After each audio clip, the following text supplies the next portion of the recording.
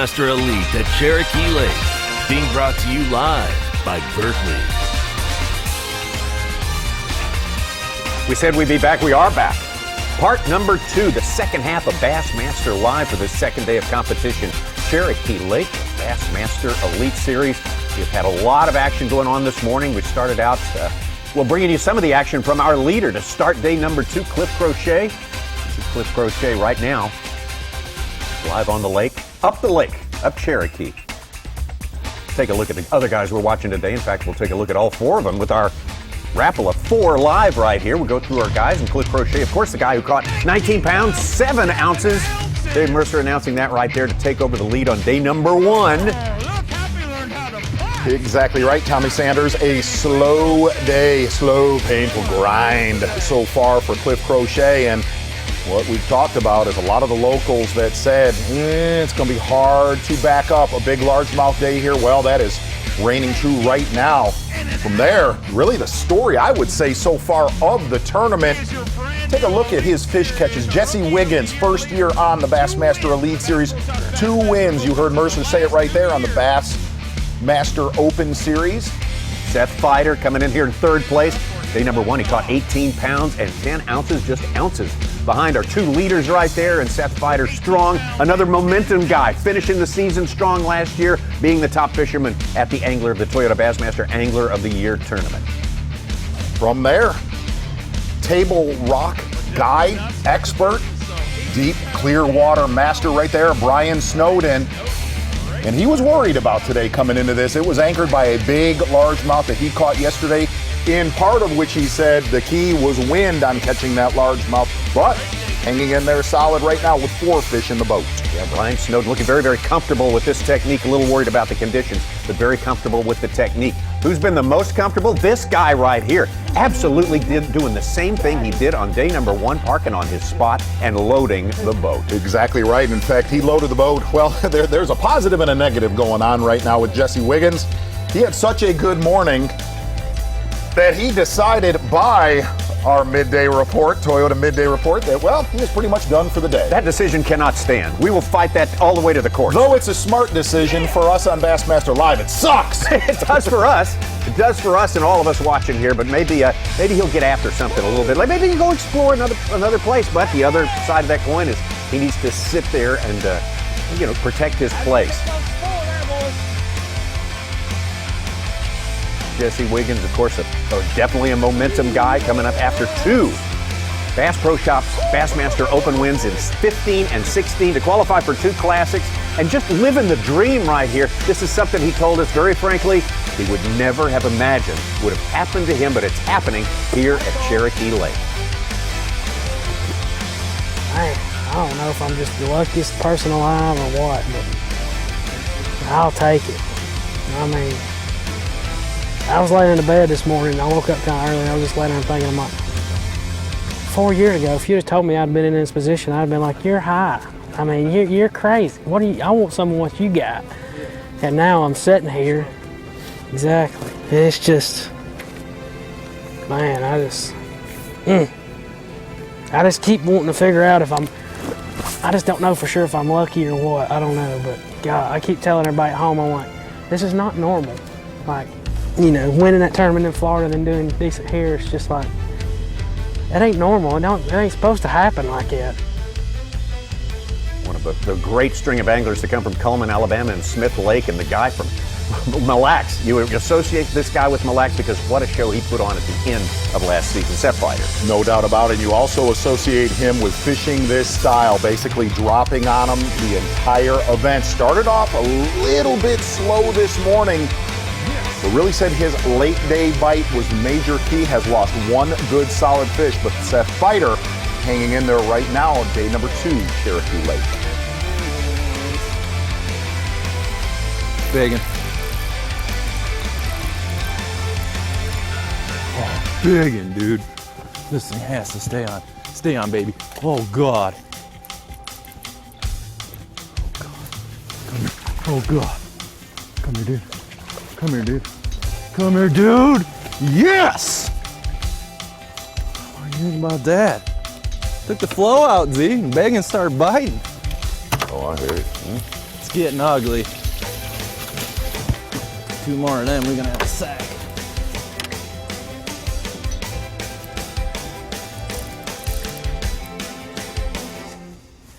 Next thing that baby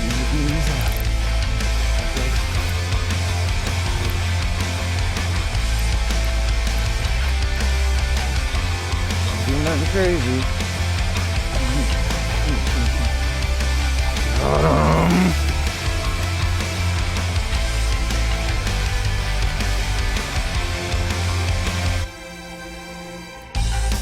Set fighter. Slow early, but fighting his way back into the top 6. And here's Brian Snowden, as you mentioned, the guy from Table Rock Lake, who's very, very comfortable with this technique.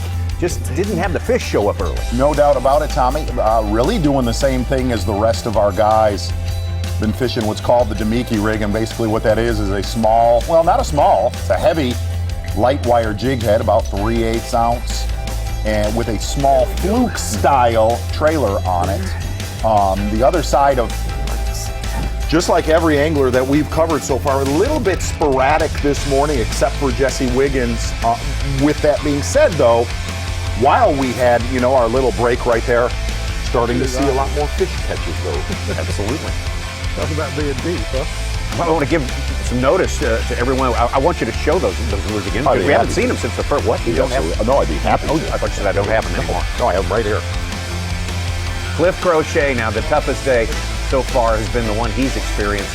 One fish in the boat, one smallmouth when he loaded his boat with largemouth yesterday. Exactly right, Tommy Sanders. He lived with a crankbait all day on day number 1. The key was right there, 45-degree angle banks. So far today, that right there, Cliff Crochet's only keeper in the boat. Morning wears on. Cliff Crochet feels like his chances will get a little better. The conditions a little more play to his game right now, but we're going to go all the way back up and check up with Cliff Crochet, our leader after day number 1, to see if things are starting to turn a little bit. Needs something to happen here in the final 3.5 hours of fishing. This is moments ago.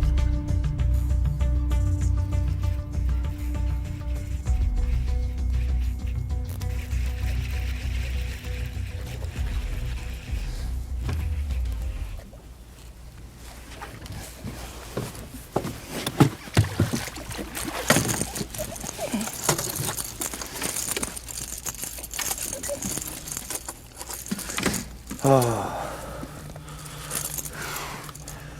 thank you, Lord.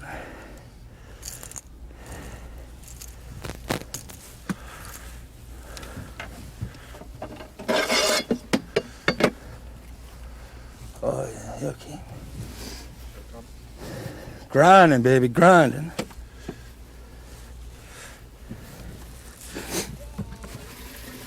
Oh, thank you. My drag was kind of loose.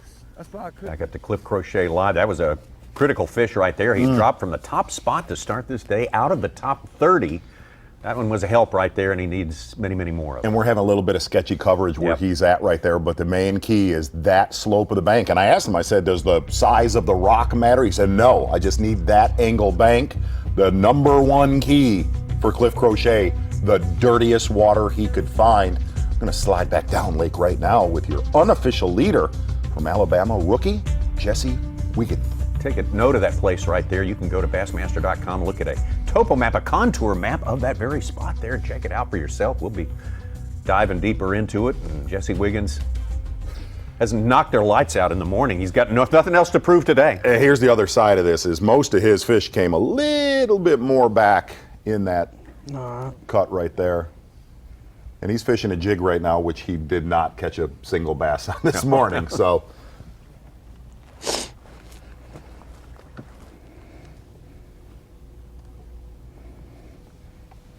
The interesting thing there, as well as he's done there, well, he can't shake some of these other guys.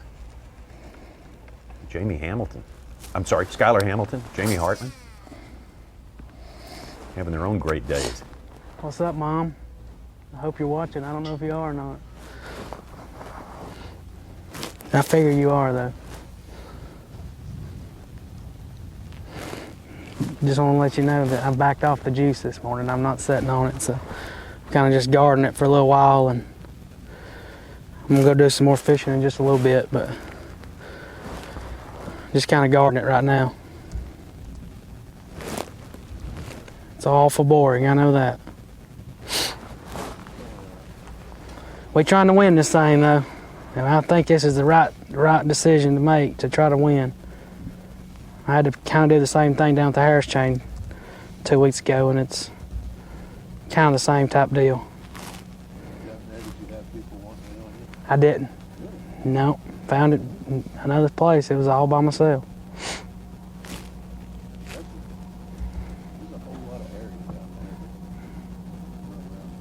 Yeah. Thing is, the place on the Harris chain, pretty sure everybody in the tournament outed over at least once. But I was just lucky to catch him off of it.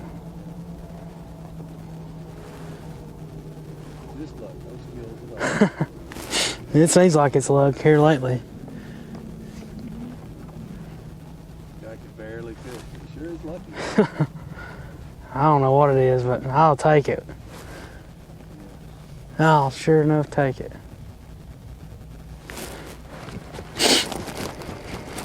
It looks like I can barely fish. I ain't caught one in like 3 hours.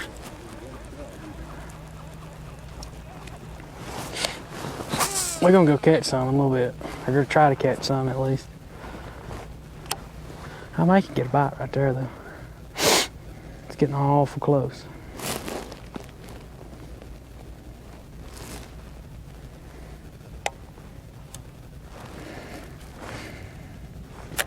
I think it's time to put some new line on my reel. Throwing the knot out every time I throw it. That tells you how much I throw a jig and a bait caster.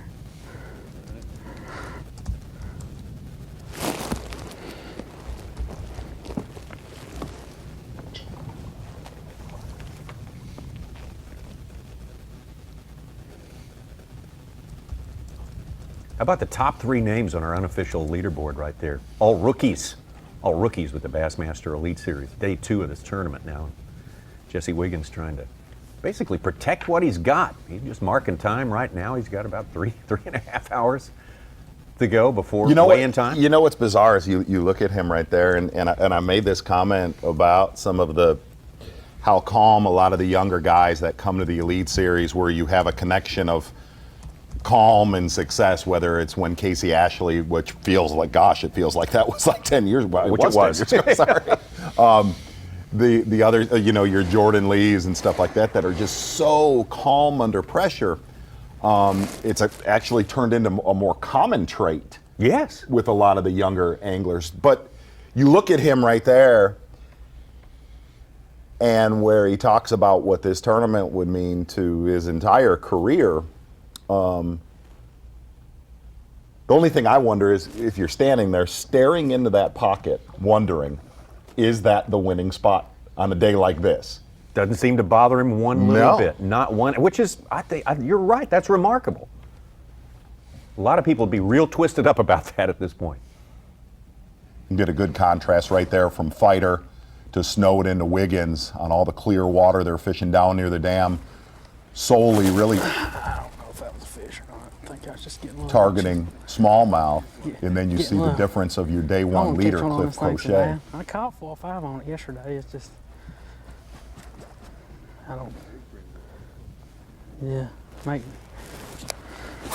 prove to people I can catch some on a bait caster. I don't think it was a fish. I was just getting a little anxious. I think the boat was moving, felt a little weight.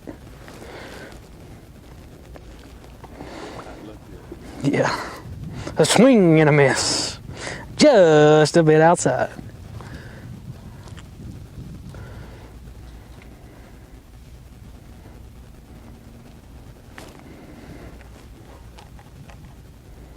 Talked about that win in the Harris chain. You heard that. Talking about the place he fished, the place he won, everyone had a look at it, but he said, I was the one who was lucky enough to catch fish there. There is some luck in fishing, but I think when you catch them and no one else can catch them in a place, there might be a little bit more than luck to it. Yeah, I agree with that. I guess what I was more impressed with at that tournament, really, if you looked at the top 5 or 6 guys and how they were fishing, and typical what they do there. Spawners, lily pad roots, blah, blah, blah, soft plastics and all stuff like that, whether it was Hunter Shryock, I believe Jordan Lee did well in that tournament. Yeah, Lucas, all those guys. To say that you're going to ignore that and go out and throw a crankbait and a shaky head at his age, Yeah. man, that's the Tabasco hot spice bold move of the day. That is some fortitude right there. There's other words you could use for that, Sure. but sure, yeah.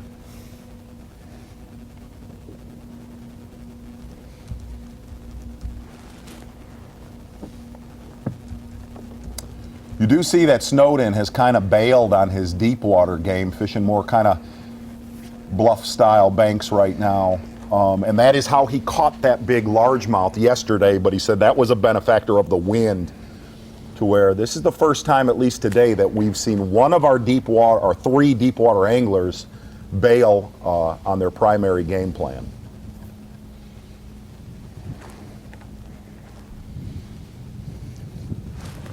Cliff Crochet's picked up something different. Seth Fighter seems to be He's supposed to blow real being hard. pulled toward the bank as well.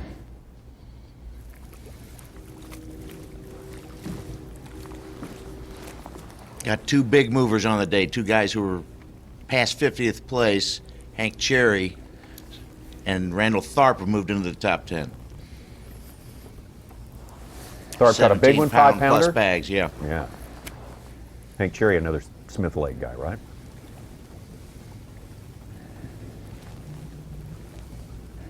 One who's done well there.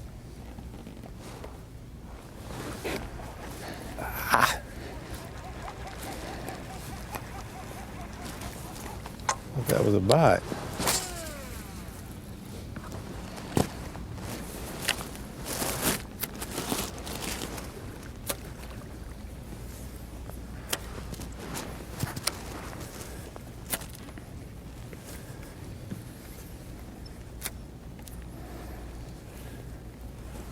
What's the temp there now?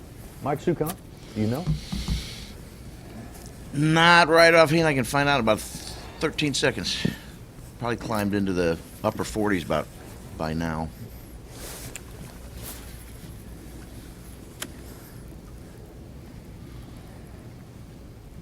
No, it says Jefferson City's still 37 degrees and sunny. Slow warm up.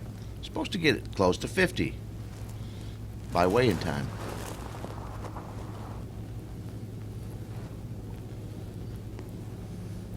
Hey, Such, and to reset, in case we have new viewers, for the folks that are joining us after lunch, Sure.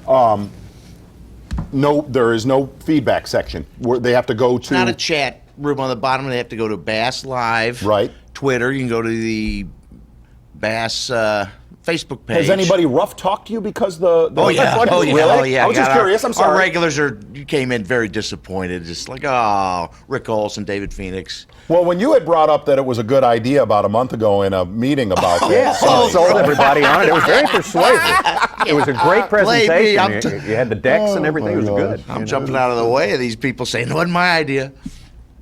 Got all sorts of tournament platforms with the Bassmasters. Next Elite Series stop. Famed Lake Okeechobee. That's just 2 weeks from today. Be down there fishing. Down there bringing you Bassmaster live for the Carhartt College Bassmaster College Series. Winyah Bay. It's a big stop, second stop of the year for the Elite Series last year. They're going to be fishing up there roughly about the same time they fished in with the Elites last year. It'll be interesting to see how that one plays out.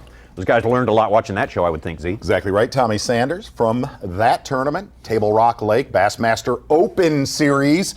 Should be an absolute catch fest. That is a wonderful time to be there. Might see a little bit of this style fishing still going on. Really? Yeah. How about that? Should be a little bit of this still happening there, depending on. But I walked out of the studio here. It's still pretty cold here in the middle of Arkansas. Yeah, Jack. Yeah. It'll be And 70 degrees day after tomorrow. After that, another catch fest for the high school series. Very, very popular series. Toledo Bend, Manning, Louisiana, March 11th. Boy, they'll catch them in that one. Mm-hmm. Boy, every time we've televised the high school guys, it's a catch fest. I mean, that these guys, right? unbelievable, incredible. I mean, they're out there with a coach. Right. The coach, I don't know what, the coach is not the big deal there, but they are out there, and everywhere they go, Pickwick, I don't care where they go, they're catching them up there. Kentucky Lake. Now, do you credit the coach or do you credit the, where do you fall on that, T? Oh, I don't know. The It's a combination. The coach is there just The to slow the guys Patriots down. are not the Patriots without Bill Belichick or Tom Brady. That's right. You understand me? That's right. I understand. I I apologize for that. And the Atlanta Falcons are without their offensive coordinator That's now, exactly their right. coach.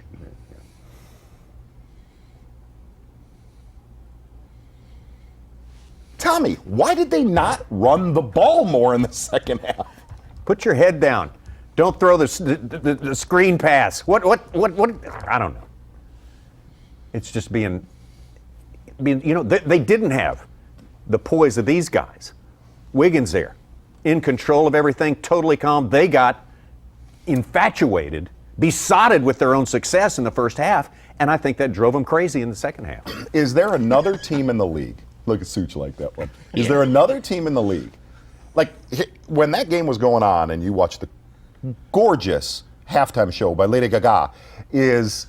Really brought it. Is that how you say that, Gaga? Yes, it is. Lady Gaga, exactly. Is the one thing that you thought was, or at least you're like, oh, this game's not over. This game's not over.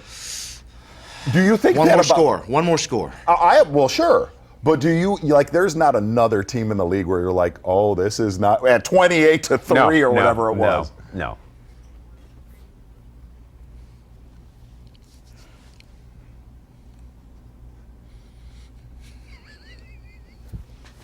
We just received word that there may be a similar entrance into Minute Maid Stadium at the Bassmaster Classic by, No. who do you think? No. Dave Mercer. Exactly. Same outfit, too. I don't know about that.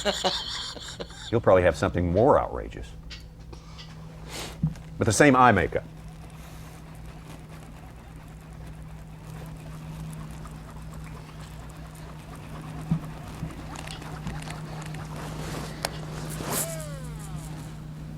Hackney, after catching about 20 fish and only being able to put 3 in the live well, is now up to 4 and about 10 pounds. He's making a little climb.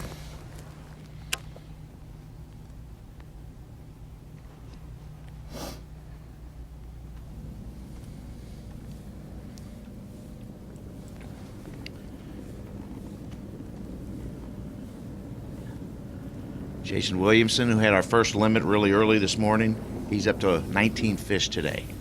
But he hasn't been culling much. He's still around 14 pounds. Another one of those momentum guys, the guy who won the last Bassmaster Elite Series regular season event, Ott Defo, put himself in the top 4, at least unofficially, 4 now. Dang it. Of the 3 locals coming into this, looking at Cliff Crochet, leader after day 1, still sitting on 2 bass. One of those just caught a few minutes ago. He was worried. His post front, very, very, very little wind today compared to yesterday. He was very worried about this morning, saying, oh, if I could just get a couple key bites in the morning, I feel like I can catch them later as it warms up. Here's the only problem. It is not warming up quickly today Still in at the all. 30s. It looks warm as he's got a flow going right there. No, still very cold.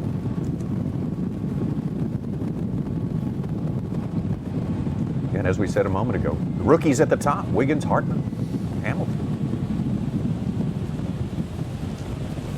Followed by the locals, Defoe and Mullins. Is that the way it's going to play 3 rookies and 2 locals out? in the How top about that? 5. Playing out that way. That's bizarre. The temperature said like 32 when we was running. It gets chilly quick when you're running.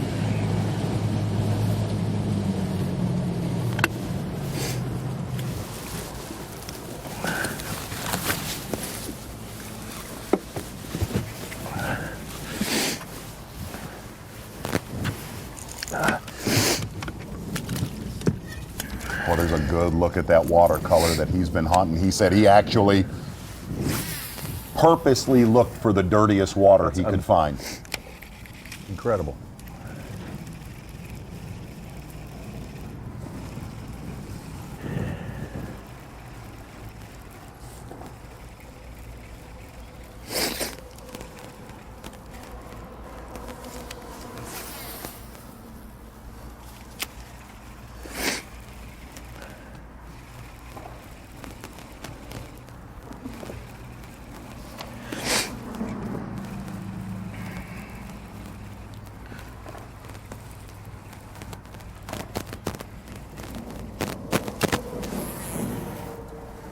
Cajun baby, still looking for his first win. Bassmaster Elite Series win. It was a momentous win in the Chapelaya Basin. He pulled off at the end of last year. Beat out Hackney and Fred Rambanis Wow. is what Mercer was talking Strong about. stuff, earlier. yeah. Yes. That'll make anybody feel good.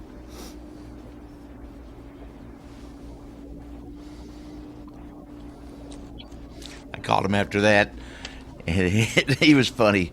He had a picture of his wife and Sarah and Ben, the baby, and he says, in the trophy, he says, "That's my all-time favorite picture." Isn't that cute? What do you think, beard, no beard for this guy? My hole, bro. He looks different. Get off my hole. Hey, what, you need a 2-pounder? I got none, dude. I caught one little one. Didn't know. Come up here and catch you a couple. Don't get too greedy and catch like a 6 or something, though. I'll take it all. I'll have to cry if you do.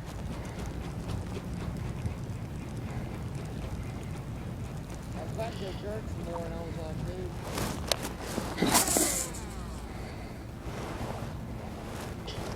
dude. You see the next hole right there?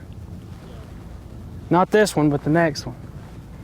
Just go get in the middle of it and see if you see any. Hey, I just want to catch me a little one just so I can weigh in. Oh, you're gonna need more than one. Huh? You're gonna need more than one. Get up there. Still a bunch of them there? I don't know, I ain't went over there since about 8 this morning. Oh my God. I've been done since 8, son. Oh my God. What is it, 400 of them? I don't know, but I don't want you catching those 6-pounders, so I'm gonna cry. If I could have a way to catch just 2 pounders, I would. I promise. I know. Go for the next one right there. And you see, if you see the bait, you can drop in the bait. You might can get bit, but bait may be already gone. Hey, your clock. I'll just throw a jig. I'll throw a swim bait. You tell me. No, you're gonna have to throw that. There's one right here. Yeah, he'll have to pay me back one day. I'm paying him back. He let me borrow his boat at Harris Chain. This is me paying him back. You can borrow my boat. You can come get my I see it. Tomorrow I'll park on that point right there and watch you all day, and then you can just get in if you have to break down. Go on up there. There's about 500 right yonder. Dude, that water can't drop 4 degrees. Up there it did? Yeah. It didn't drop any out here. Well, maybe 1 degree. One little non-keeper. And I was like, hey, it's Anybody catching them? Like, did you see him get caught? Daniels, he ain't catching them. Joe's running in there, so I don't think he's lighting them up. Get up there in the middle of the next one and see if you see I'm him. that guy that comes in on the leader's spot. Hey man, you want to run and catch one? That man damn right behind me, you wanted to borrow one too. No, now you can forget that. Now he'll go in there and catch 23 pounds. And you better not. Oh, I won't. I'll catch a 6-pounder, then I'll just leave with one, and I won't even come back. I'll just take my losses. Matt Lee getting a little helping hand from Wow. fellow Coleman angler there. Wow. Very nice of Mr. Wiggins. That's what I told him. I had to protect it though. This man can find a glory hole in a 5-gallon bucket.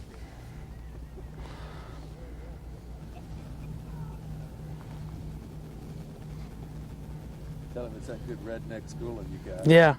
That's what you get when you go to Addison instead of Coleman.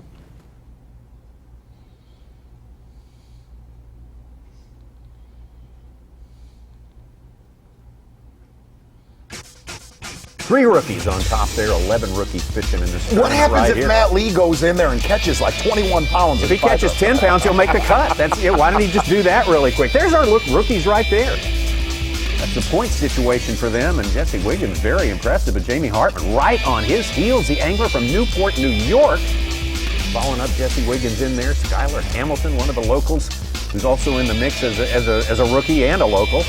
Justin Connell comes from the college background. Mark Daniels had the big fish yesterday. Every one of those Very, guys. very Yeah. impressive group of rookies right there. Oh my gosh, and there's a bunch of newcomers who had too much money in their bank accounts from other circuits to have qualified as rookies as well. The new faces, plenty of them. The Bassmaster Elite at Bassmaster Cherokee Live. Lake Back in a is moment. brought to you by Berkeley, Hook, Humminbird, Mercury, Minn Kota, and by Nitro Boats. In a world where boring, soundless lures were the norm, comes a lure unlike any other. The fish-catching machine. Livingston lures are the only lures featuring electronic baitfish sounds that call the fish. Tie one on today and experience the power of the fish-catching machine.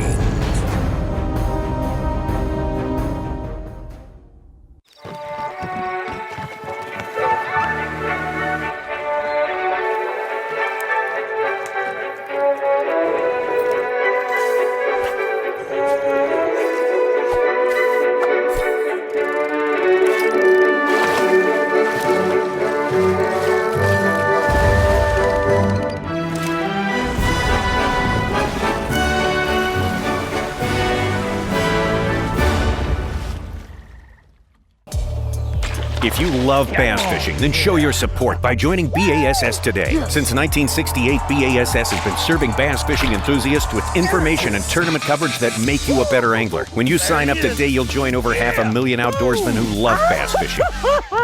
With your membership, you'll receive every issue of Bassmaster magazine, plus $50 in free gear, including a membership tackle bag, B.A.S.S cap, plus more.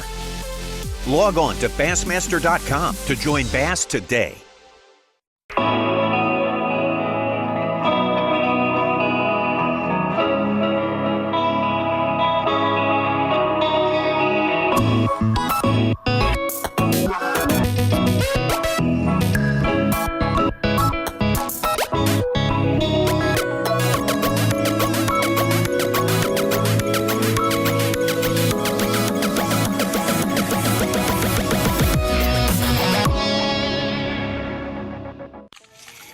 Hey, thanks, Dave.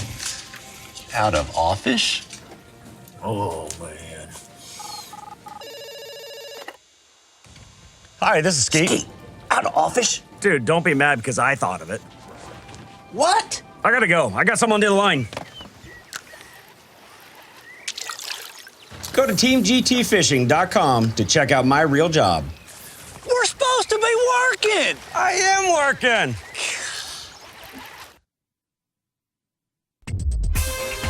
You're watching the Bassmaster Elite at Cherokee Lake, being brought to you live by Berkeley. Seems like everyone wants to know what's the power pole replay of the day. Rightfully so. I would think so, Tommy Yes, Sanders. I would think everyone wants to know. Well, there it is right there. And guess who? Jesse Wiggins with a nice one. Lining his live well with big smallmouth bass. He was done by 8:30. I thought 8:15. Yes. I thought he had a limit by 8:15. Now he upgraded a little bit, yeah, but my goodness, he had 15 pounds. And helping a friend out, Matt Lee, Yeah. who it sounded We like just was saw fishless. Matt Lee lending Jesse Wiggins his boat down at the Bassmaster Open that Wiggins won about a month ago, saying, come on in. Come on in. Matt Lee had a good day yesterday. 13, almost 14 pounds. Hard times today, but his buddy Jesse Wiggins, both of them, Coleman, Alabama products, scratching each other's back on the second day of this year for the Bassmaster Elite Series. Jesse Wiggins, this is the multiple replay of the day. This is all those fish he caught. Have we ever seen that with a leader, an unofficial leader? Yeah, telling someone to move on in. Yeah, come on in. I tell you what, Have we ever seen that? being relaxed Such? is being taken to I cannot recall one. No. Ever? No. a leader or anyone else. Yeah, on Earth. Allowing someone to come in and do that. I don't know. I'm asking the folks on Twitter what they think of that move. Oh, yeah, sure. It's impressive. And there he is, Matt Lee going to town right there. Such, what would you do? Well, it's like the Porosnik Krieger thing last year. How close a buddy is he? Yeah. If he'd watched out for me, I'd scratch his back too, yeah. This is kind of sick, but I'd like to see him tie into about a 6-pounder. Tommy Sanders! Tommy! And then cue the Benny Hill music and Wiggins chasing him out with the Benny Hill music. Wouldn't that be great? Yeah. That's awesome.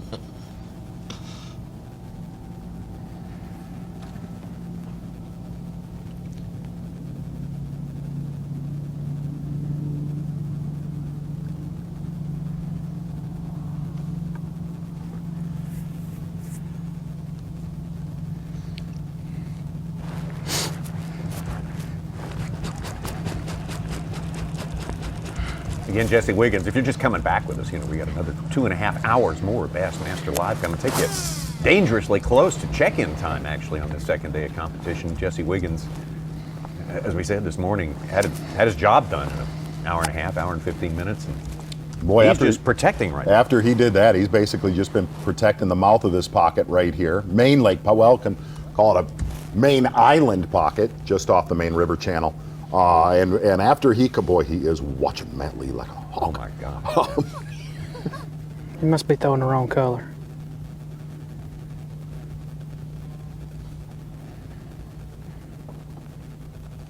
After he caught his limit, caught it on a Demiki rig style setup. After he caught his fish this morning, basically he locked that jig in his hand and just blocked the mouth of this pocket.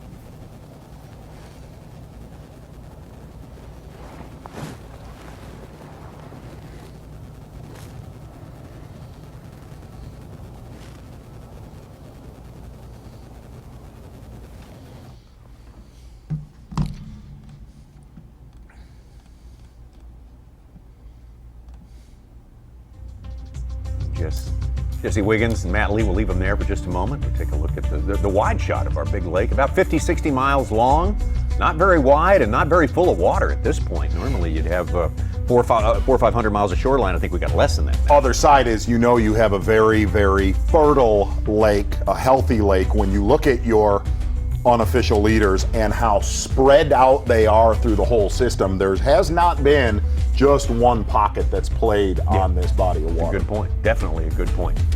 Davy Hite's out there somewhere. Full-timer with us now this year. So happy to have Davy out here and doing that job. Triton on the line time. So, Davy, what would you ask Davy at this point? I want to ask Davy what we just asked Such right there. Davy, we see Jesse Wiggins kind of playing defense a little bit. His buddy, Matt Lee, comes struggling bad. Jesse's knocked their lights out and is basically done fishing and said, hey, come on in. How would a world champion like Davy Hite handle that? I'd say, come on in Monday.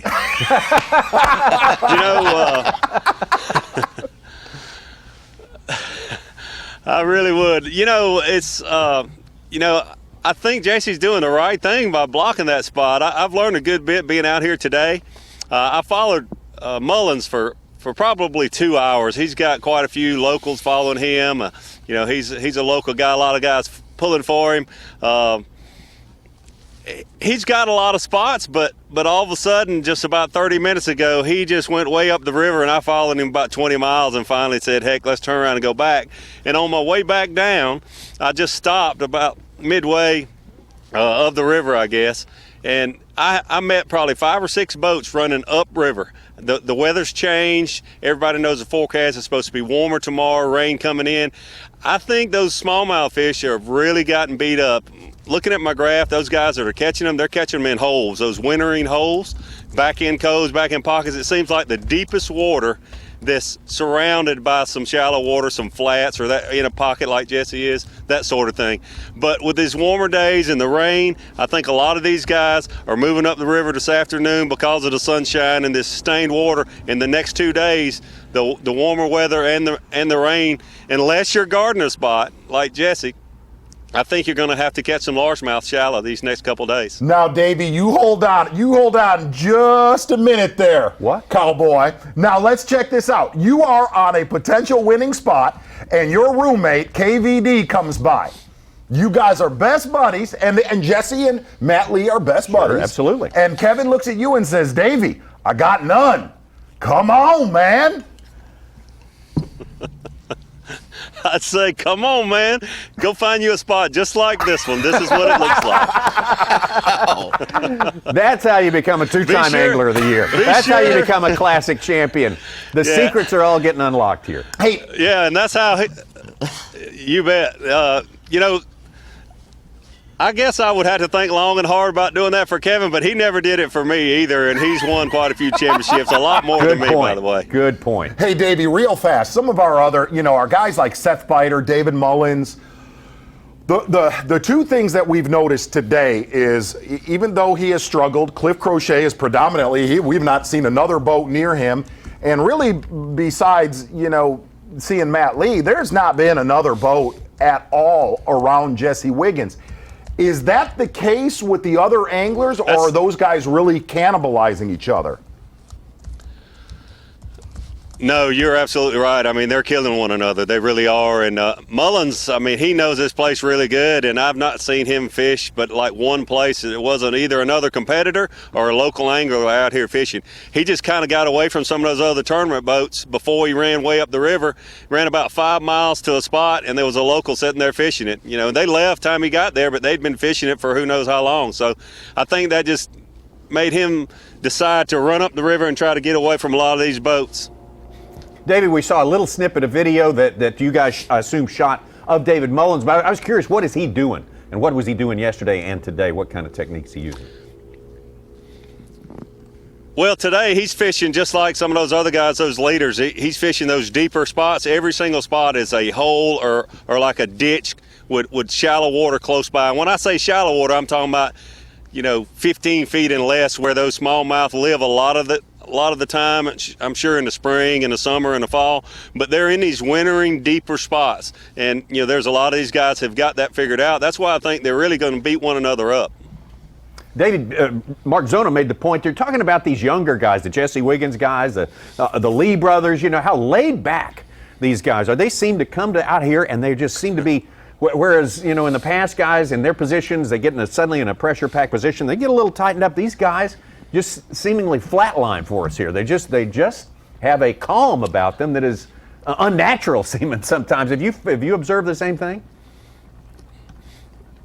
Well, everything I've heard about Jesse, he's that way. I've not been around him very much at all. But Jordan Lee, that's one of the things that just jumped out at me immediately. This guy, he acts like he's a 10, 15-year veteran. And when you see that in a young guy that's full of energy and, got the youth and the athletic ability and all that he's got and no back pains and all that sort of thing, he's the real deal. Hey, Davey, have you seen any? You've spent a lot of your time down on what's considered the smallmouth end of Cherokee, really from the dam for the next 20 miles. Is there anybody catching them shallow at all today, or no? I've not seen a single person even fishing shallow today. Once I came up the river, there's a lot of guys that are casting for largemouth and catching some smallmouth also that are fishing shallower. But on that lower end, everyone I've seen, except yesterday, Brandon Card was fishing shallow, and that didn't work out too good for him. But everyone on that lower end is fishing deep. And before we had the technology we have now, before the Lakemaster maps, you would have places that no one else would find, or maybe only one other competitor, but these guys are good, and you can see every hole that's down there. That's what worries me about those fish being able to hold up. And Davey, for anybody at home, you talk about the Lakemaster and the mapping technology that really all these anglers have. When you talk about a wintering hole, explain that it's not some dramatic 40-foot dry. It's a subtle hole off of a deep water flat, correct? Absolutely. It's a small place, but with the Lakemaster map, it shows up because you have that sharp contour in a small little area, and it just shows up. And, once I saw Mullins fish like 2 spots, it's very obvious. I can almost pick the next spot he's going to before he goes there. Davey, I know you came. I mean, obviously, overachiever that you are, you came up here and did a lot of homework. In fact, you came up 2 weeks ago and fished, by your words, daylight to dark for a couple of days. I want to tell us how that practice session went for you and how it's changed then, or if it has changed at all in 2 weeks. For me? Yeah. No, I didn't come up here and practice at all. Tommy, what are you talking about? I was getting ready for the Super Bowl party 2 weeks ago. Tommy, you were fed some bad information. I must have gotten No. No, I'm not going to lie, Tommy. No, I was preparing for the Super Bowl party 2 2 weeks ago. Oh, okay. Tommy, I'm not going to lie. When you said that, I was thinking to myself, wow, he is taking this very serious.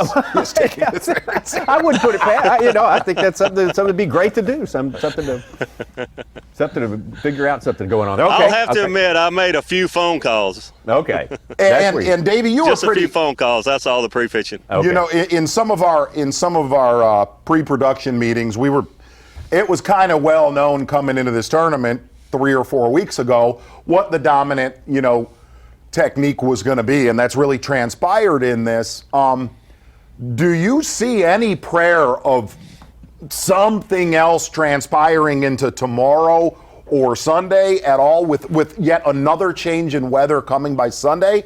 Or is this how it's going to be won offshore with these small fluke-style baits on a jig head? No, I truly think that's a good question. I truly think that with the rain coming in and the warm nights, it's been in the low 20s the last few nights, but a warm night along with some warm rain, if the largemouth have ever had a chance to be a player here, it's going to be the next 2 days up this river. All right. Well, where are you headed next? What are you interested in seeing before we get to check-in time, Davey? I want to go watch Jesse guard that hole a little bit. I want to see what he's got. I might pull up there. I've got 2 rods in this boat, and I might pull up there with a spinning rod in my hand and ask him, hey, I don't know you real well, but I hear you're a nice guy. Will you let me fish in here a little bit? Hey, real quick, Dave, if you decide to do that, can we get back on the line with you? I love it. I want to see that. Absolutely. Hey, seriously, if you do get near, well, that'd be awesome. We'd just love to just kind of get your vibe with him together out there, because he's still kind of just all full defense mode right now from what we're watching on the screen. David, very good. Thank you, man. Good job. Hey, I respect it. He was very honest right there. I got a text from a buddy and said, I give Davy Hite credit right there being honest. Earned his first paycheck today. Boy, no kidding. Absolutely.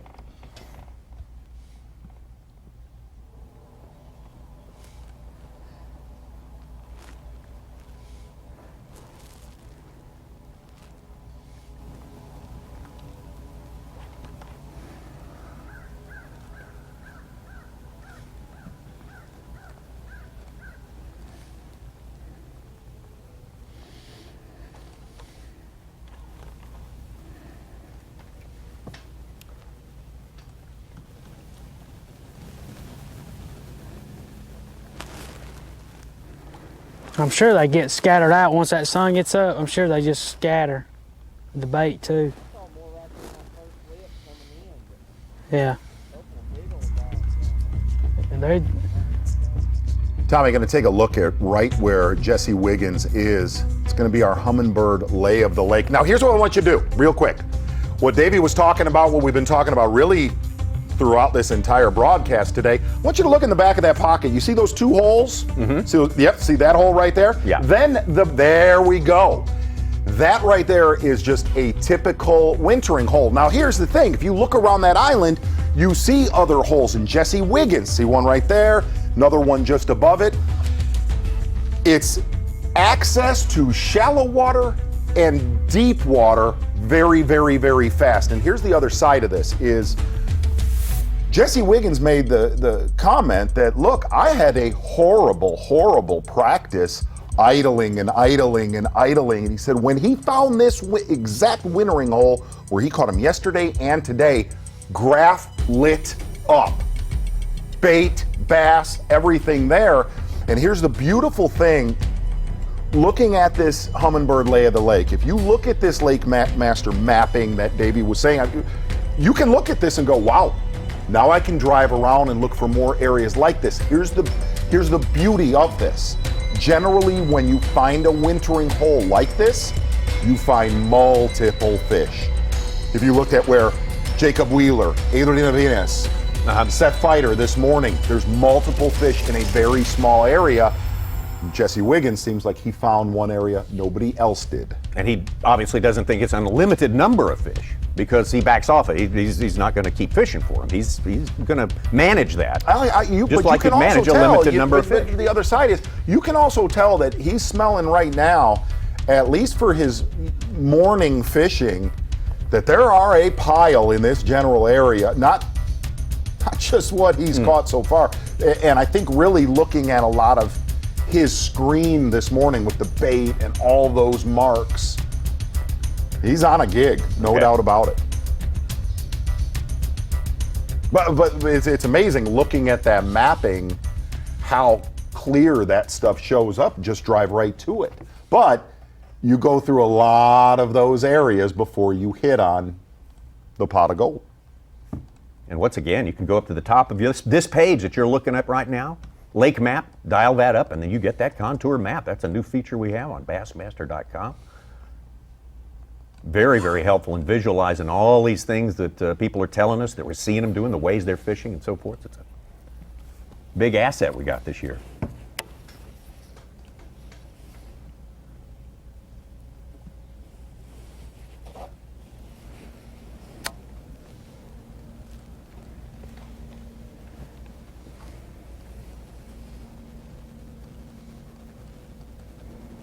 There's one right there.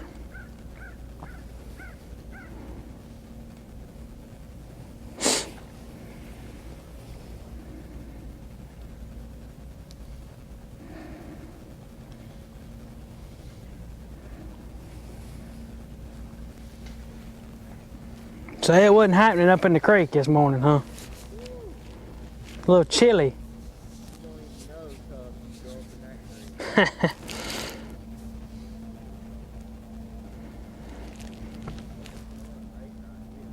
Yeah, they stay in these holes.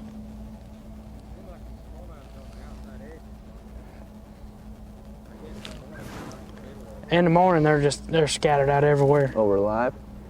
There's some all up in here. I done marked 2 or 3 right here. Oh, okay. But they're stuck to the bottom is what it is. You just got to get one interested. Probably kind of a boring Bassmaster Live, this tournament. It's probably kind of a boring tournament for Bassmaster Live.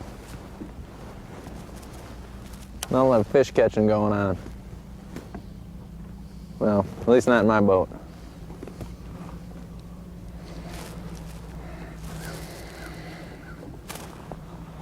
I mean, I'd say if you caught 10 a day here, you're doing pretty good.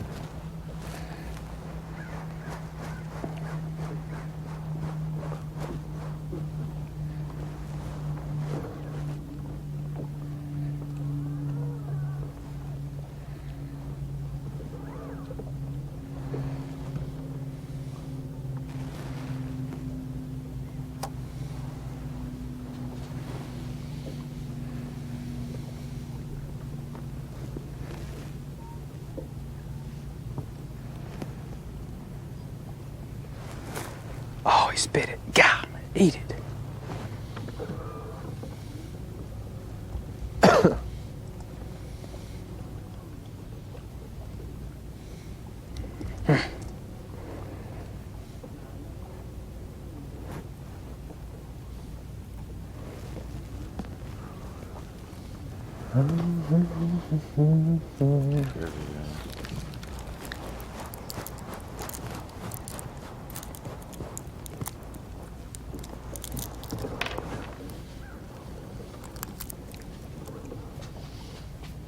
Got a couple tweets about Wiggins.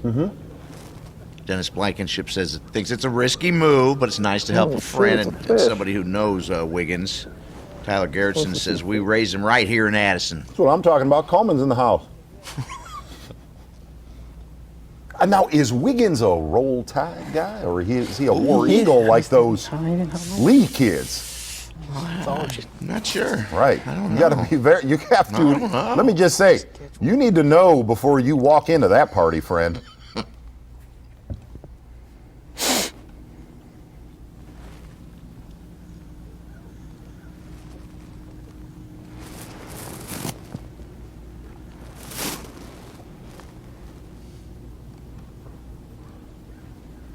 think it's been really cool to watch Seth Fighter drop shotting today, really doing the same technique as our other 3 deep water fishermen, whether it's been Wiggins or Brian Snowden, who have basically been dropping that jig head soft plastic jerkbait down there and dead sticking it. Fighter has been shaking and machine gunning that thing all day long. Well, obviously that's something that worked for him on day Right, one. absolutely. It's so weird that it would kind of turn off for most of the morning. Another fish. What the heck's going on here? Another thing Fighter made a comment about on his electronics. Oh, he went right down for it. You ain't gonna bite it? Dude swam down to that thing, he was eating it.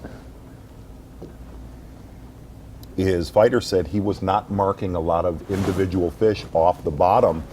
A lot of his fish yesterday that he weighed in, he was just dropping on individual rocks. Oh, okay. Just like he was doing at Mille Lacs last year. Yeah. He's looking at it.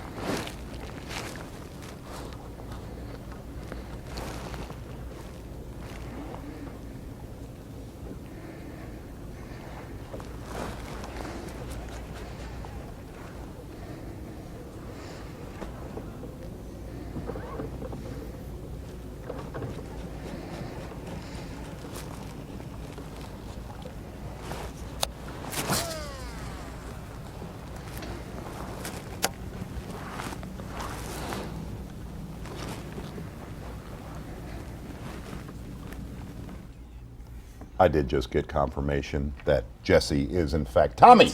Tighten up. Sorry. Oh, sorry. I Okay. apologize. Yeah. I We'll apologize. tighten up. That was absolutely. I've been out of loose line. for It was out for a of while. line. I'm just all over the place. He is extremely Such. Auburn.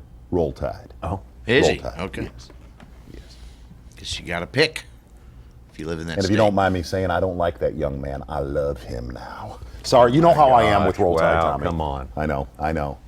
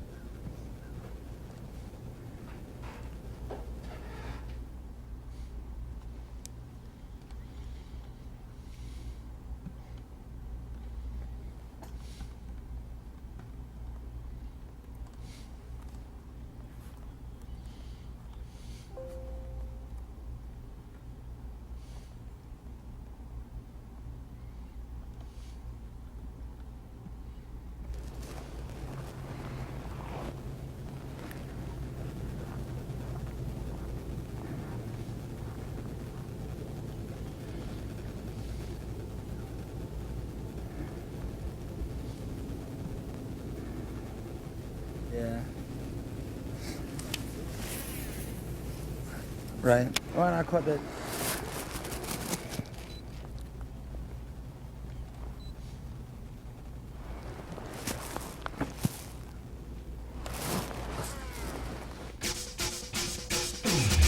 Going to take a break here. Got 2.5 hours more of coverage coming your way from Cherokee Lake.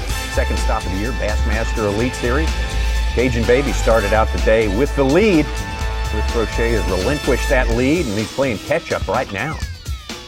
We got plenty more action on the way. Who knows what's going to happen between now and around 2:30, 2:45. The Cajun Baby. There's a new JP Bodiak, one of our team here, our production team, with the new Bodiak Baby. Ooh, congrats, JP. Continually proven on the tournament trail and with Skeeter owners everywhere with 14 consecutive NMMA CSI Consumer Satisfaction Awards. Our competition doesn't even come close. Right now, buy, save, fish with up to $1,500 in instant rebates through March 31st, including the newly redesigned limited edition FX series. Now is the best time to buy, save, fish. Skeeter. Is there a place where the underwater images are the clearest you've ever seen? We're seeing every fish, we're seeing every detail of structure, and where every bottom contour was visible, where whatever you wanted to see below the surface was real. Do you want to go? Structure Scan 3D is the future of fishing. We can show you how to find fish faster and catch fish in a way you've never experienced. Let's get them. Think you could win valuable prizes from Bassmaster? You can't know unless you enter, and entering is easy. Go to Bassmaster.com. Enter now for a chance to win a fishing trip with 2016 Toyota Bassmaster Angler of the Year Gerald Swindle. Trip includes airfare, rental car, hotel, and $500 cash, plus a Triton 17 TX bass boat, Mercury engine, and Gerald's gear from Humminbird, Minn Kota, GoPro, and more. You, the winner of a valuable prize? Could be. All you have to do to get your shot is go to Bassmaster.com and enter today and every day. Hey, it could be you. Your choice of fishing apparel can make or break your day out on the water. Added mesh vents for superior breathability. Moisture transport cooling technology to keep you dry and comfortable. And antimicrobial to keep you from smelling like your catch. With added SPF to keep you protected. We've added stain release to keep the blood or any other stains at bay. Our most technologically advanced fishing shirt for all the necessary dirty work. Facts matter. All monofilament is not the same. Berkley is the strongest, smoothest, most dependable monofilament line in the world. Why would you risk your fishing trip to a line that's made who knows where just to save a buck? Berkley has been making and perfecting trilene in America for over 75 years. I spool nothing less than the best. That's Berkley trilene, and that is a fact.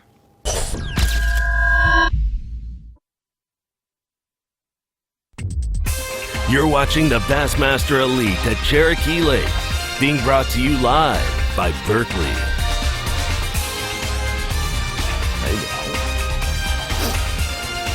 There it is, your unofficial leaderboard, day number 2 of Jesse Wiggins. That is your unofficial leaderboard. That's exactly right, Tommy. Jesse Wiggins in first place. But if you kind of look at since this morning, Jesse Wiggins backing out of his area. A couple other anglers, at least catching up. This was moments ago with Brian Snowden.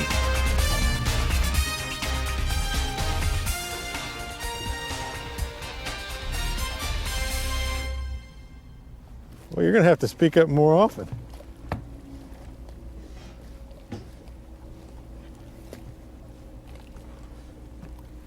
Can't tell what he's doing.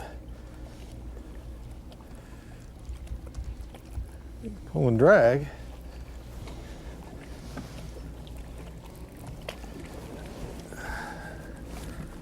He's not hooked very good.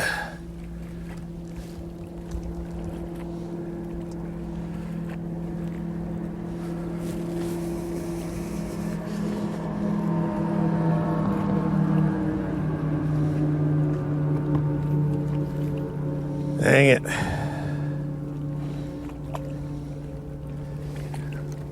The hooks came out.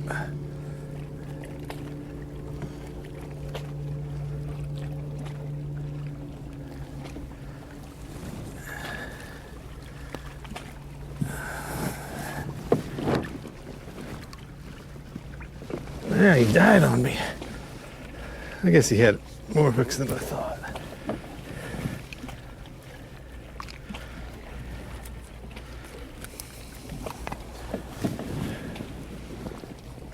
Not a bad one. As soon as it popped off that rock, he grabbed it. I saw the crankbait when it came by, and it was like one hook in his mouth. We got 5. Limit fish right there for Brian Snowden. Much needed. Hey, Tom, Yes. hey, you've not fed me a lot. I've told you I got to tighten it up because you're right. I'm falling apart here. I'm getting it back together, starting right now with some Dick Seepeck trivia. Yep. Hey-yo. How about this? Which historical figures lived in the Cherokee Lake region? Was it Andrew Jackson, Davy Crockett, Daniel Boone, or Andrew Johnson? Wasn't Andrew Johnson, wasn't he our first college qualifier to I the thought he fished the Bassmaster FLW Classic? for a while or something. I'm not sure. I know, that's horrible. That is That's horrible. Andrew Upshaw, wonderful kid. Listen, this is a tough one. Which historic? Come on, Such, is this you? No, yeah. It is. I'm saying it's C. I'm calling C.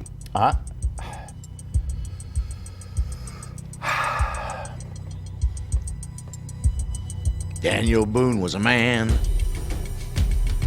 Davy Crockett, you kind of associate with the Alamo and Texas and all that. Andrew No, Jackson. I don't, and I'm going with B. Crockett. B. It's before he relocated. I'm going with B. All right. I'm going with B. You're a known history buff. Figures. Thanks, Tommy. I know. S. Ooh. S. Both of them. Ha! They're both right. Davy Crockett was from right down the road, like Morristown, I believe, and Andrew Johnson was Greenville. How about that? I'll be Grew darned. up in Greenville, right there. I'll be darned. Some background for you right there. Okay, that's Dick CPAC trivia for this afternoon. Rocking the world with the Dick CPAC trivia. Oh, We'll be back with some even better trivia after a while. Oh, my heaven. Let's get back out to Jesse Wiggins, still working at jig, sort of, I guess, hanging out, marking time, passing the time away, just kind of. Now here's my only other question, real quick. So he gives permission. Hey, Matt Lee, come on in there. Now, Matt Lee not catching them back in there, does that start to mess with Wiggins' mind? Like, wow, good they point. only bite in the first hour. No kidding. No kidding.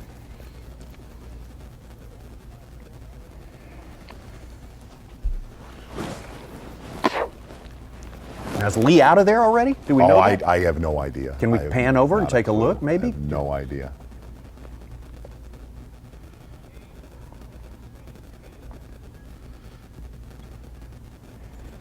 Nice. I think that's young Matt Lee way down up there in the corner there. Still Why do we call them young Matt Lee and young Jordan? I know they're mad. They're both pushing 50 now. Right. I think they're both like 49 and 50 respectively. That's right. Sorry. They'll always be young in our eyes. Let's check in with Dave Mercer. Let's do that. Dave Mercer, because I want to ask Dave, do you refer to him as young Matt Lee? Do you think of those as young guys now? They've been around for seemingly forever, the Lee brothers. Well, Matt Lee is like one of the youngest old men on earth. He is young, but he's kind of old at the same time. It all depends on the Matt Lee you see. So a very mature angler. He's wise beyond his years. I guess I would say he's still a young guy. Wise beyond his years. It's fair to say you can also call them man children. Okay. Sorry. That's good. Sorry. All good. Okay, Dave, understand, through the grapevine, you have a special guest that you're going to spring on us right now. Hey-o. I can't wait to find out who it is. Well, not just one special guest. Before I bring in our special guest right now, I'd like to tease something. We have a very special guest. Crack producer Ben Oliver's been out on the streets hitting the beat, and he has lined us up. I'm not going to tell you who it is. I'm not going to tell you what it is. You guys can guess all day long, but at 9 a.m. tomorrow, he's going to be there, and if he doesn't show up, it's Ben Oliver's fault. It is a actor that has been in one of the hottest shows in the last 10 years, a record-breaking show. 9 a.m. tomorrow morning. But that's tomorrow. Let's talk about our special guest right now, my man. Oh, yeah. Here he is. Yes. You can guess the show. But right now, the show is right here. My man James Overstreet and everybody talking about Jesse Wiggins. Yeah. And you know a little bit about this guy. I mean, obviously he's had a couple of opens wins, and he may be a rookie, but he is no rookie as an angler. No, he's not. I mean, if you remember when we had our little pre-classic powwow a couple of weeks ago, I said, man, you got to watch that guy. I mean, when we're going down the list and we're talking about new guys and rookies and people that have never fished a classic, I mean, the dark horses, if he's even a dark horse, you got to keep your eye on him. He's showing us really early on why. So man, he just, you see these guys. It kind of reminds me when I shot the college national championship when I first saw Jordan Lee. You know, when I shoot the opens, it gives me a chance to meet these young guys and these up and coming kind of guys. And you come across guys like Jesse Wiggins and you think, you know, this guy's kind of like an instinctive, kind of like a hackney kind of fisherman. You know, it's not, there's several ways to learn how to be a great fisherman, but some guys just have that instinct, and he just, to me, appears to be one of those people.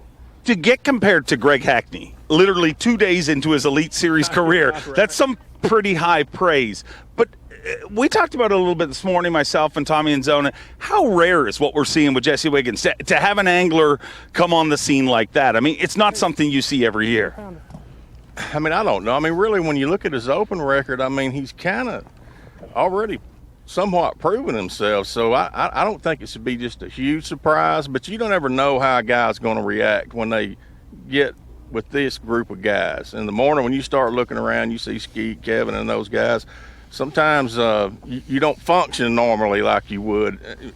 But I think, you know, some of these guys can just go fishing and say, hey, it's me and the fish. And like Jordan Lee, for instance, he wasn't intimidated at all. When he fished the Classic, finished 6th. I mean, they're more worried about the fish. They're not thinking about the guys. So if you can do that, you can do what you're doing today. You've been part of this sport for a long time, and one of the things that we're seeing over the last number of years, Jordan Lee, guys like that are stoic, quiet, you know, they don't get wound up. They're not rattled by these guys, as you said. Has that changed over the last number of years? Because it seemed like to me years ago it would take guys a few years to get their feet under themselves, but now it seems like some of these rookies are coming into the Elite Series maybe more prepared than the rookies of yesteryear. I think they start their careers earlier. They fish against so much tougher competition now, especially these college guys and all. I mean, they're tournament ready. Maybe not on this level, but they've had pressure and they've had a lot of days on the water when they had to catch them, and maybe they don't get big out as bad as they used to. I mean, there's still some guys that'll show up and you kind of feel like you're watching somebody that probably not quite ready to be there. But some of these guys are, I don't know if they got a little cocky edge to them, but they're not scared, you know. But Jesse, I don't know enough about him to say he is or not, or he's just living a dream right now. But on the outside looking in, just watching that dude fish, you think he feels like he is probably good enough to be out here. Well, he may feel like that, but it doesn't matter what he feels like, because he's definitely proved to be good enough to be out here 2 days into this tournament and stopped fishing at 8:15 this morning. That's got to tell you something. Didn't stop fishing, but stopped effectively fishing his area, kind of protecting it. Moments ago, we saw him call Matt Lee in there, and they're kind of, he's helping Matt get a couple of keeper fish and working together. That was a little payback deal for him helping him out down there. Because when I saw him on the last day at the Open, he was in Matt Lee's boat. I didn't even know who it was. I didn't realize he was fishing in Matt's boat. So, yeah, he's been a good guy, being a friend. You know, they're all Alabama guys. So that's a little payback to help Matt, let Matt come in there and catch a couple of fish. But, I mean, really what really convinced me about that guy was that last Open on Harris Chain. I mean, I go down that same river. I don't even stop on this dude, man, because, you know, he's out there. He's got a T-shirt on. I don't even know who he is. At the time, I don't realize it's him until the last day when I find out where he's fishing. And everybody else, the Justin Lucases and all the Elite Series guys that fishes the Open, they're up there banging lily pads, doing the spawn, pre-spawn thing that everybody is supposed to do in Florida at that time of year. And here's Jesse Wiggins out in the middle of the river channel and 18, 19 feet deep cranking. So obviously he's capable of making some decisions that not everybody's making. And sometimes those gambles and all and doing that out of the box stuff, that's what wins. One of the amazing things happening with Jesse Wiggins out there today is I literally talked to several locals. We're hanging out at our takeoff site, as you can see, all the boats out on the water and hanging out with the guys' trucks here, but several locals hanging around getting ready for weighing, and several of them came up to me and said, you got to get Jesse Wiggins out of there. That spot is literally no secret. And what they're telling me is because it gets all that western wind, the bait fish are in there, and it's a great spot, but it shocks me that he's the only guy that really has fished it the first 2 days, from what I know. You know, sometimes guys just overthink things, and when simple's the deal. I mean, there might have been a lot of other people. Probably were a lot of other guys that knew about that place. You know, you see tournaments get one on community holes all the time because everybody thinks, oh, I'm not going to fish there because it's going to get beat to death, and you end up, for some reason, you have it to yourself. Well, we saw it happen last year with Justin Lucas. I mean, Brent Ayler was the most telling thing. He said Justin Lucas won that spot, won on the Potomac last year on the very first spot he ever fished in the Potomac River, and he said he drove right past it every day in pre-fish just thinking it's a community hole. But what we're learning is if you spend that time in that community hole and you really figure it out, and you're lucky enough to get it to yourself. I asked the locals, I said, this area that Jesse Wiggins is fishing, do you believe it will hold out all 4 days? All of them said to me, I believe it will. His weights may decline as he pressures them, but he's going to be able to get a limit there every single day, and that to me puts him in a good spot at the halfway point of this tournament. Yeah, you look at that place and those fish, they look like they're pretty much hemmed in there. So, and when he asked Matt to go in there early, he says, man, go right up there because there's 500 of them down there. So, even if they move a little bit on him, you think there's that many fish in that school, he's going to be able to relocate them. And so he's got to be in great shape. This tournament, very different for our pros. As all of you know now, the Bassmaster Classic generally kicks off our season, but we're doing 2 elites before the Classic this year, obviously the Classic in Houston.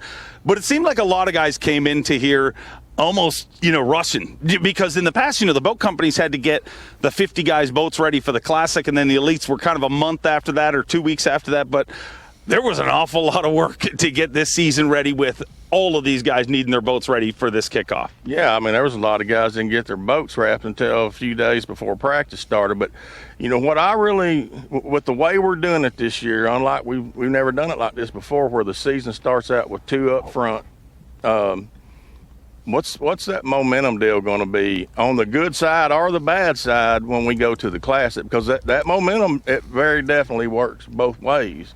I mean, if you got good mojo, you can keep that going. But if you bomb the first 2, you're going to go into the Classic a little bit. You may be a little messed up when you roll into Houston. So I think that's how it changes a lot of it too, is mental. How you go into that deal and a lot of it's going to depend on how you do in these first 2. Well, we'll have to see how it all works out. But let's talk. One of the things we've been trying to do this week is learn a little bit about the rookies in the field. A lot of them through shooting the opens and stuff.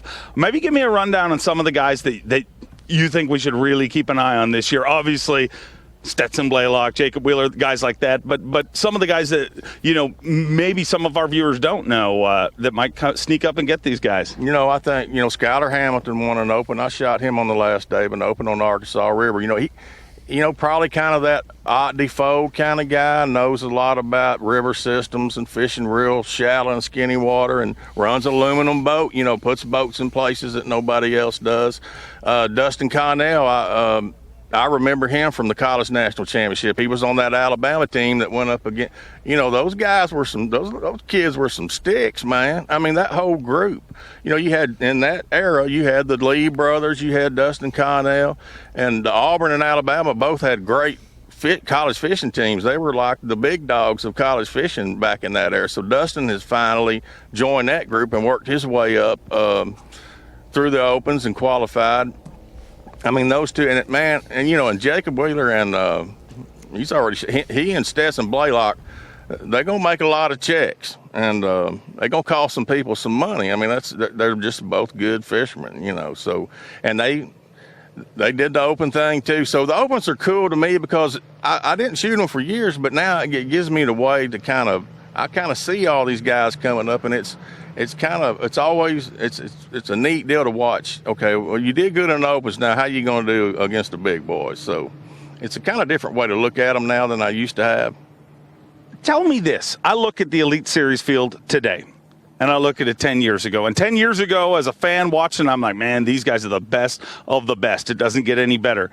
But when I look at today's Elite Series, if you're a business person, this is a tough way to make a living when you look at, truly, this is the best of the best. Literally the who's who of bass fishing, and hard to believe, but it seems like it's much tougher today than it was 10 years ago. Yeah, it's like I remember when we first started the Elite Series. You were kind of looking at maybe, it seemed like 20 to 30 names, that kind of stuck with you when you look down through that the guys that were going out to start early on. But now that list is 50 or 60 for sure that can win any tournament. So, yeah, it's definitely gotten so much tougher. It's a Shark Tank, man. That's what some of these guys, these rookies, they'll ask me, so well, on the opens, I said, well, man, sometimes, how you think I'm going to do? I said, dude, you're jumping into a Shark Tank. So you need to come into it eyes wide open because it's brutal now.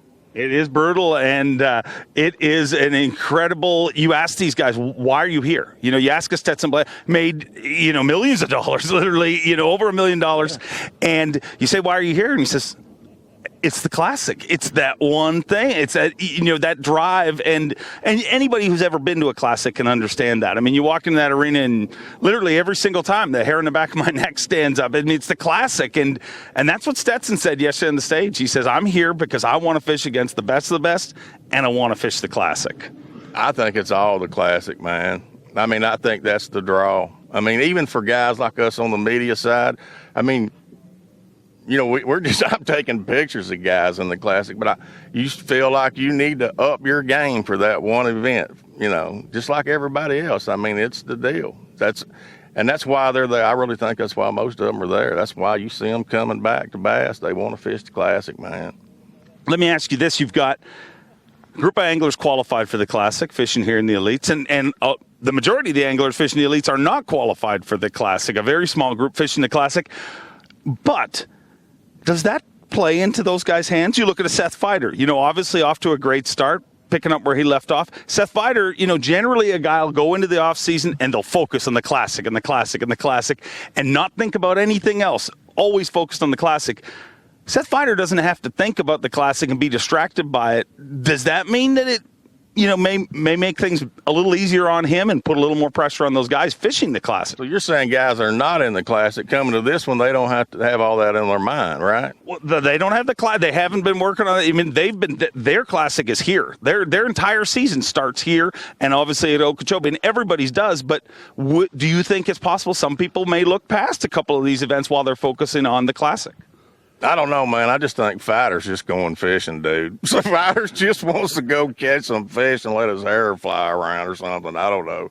But, there may be some of that. But I think they, most of them, when they know they got to reload quick. I mean, you can't go, really, you think about you're a quarter into the season before the Classic gets here. So I think if you're smart, you don't just bypass these tournaments and just mentally just let them kind of slide past you leading up to the Classic. So I think if these guys are thinking about it right, they still are placing a lot of emphasis on these first two. They got to be, or they should be.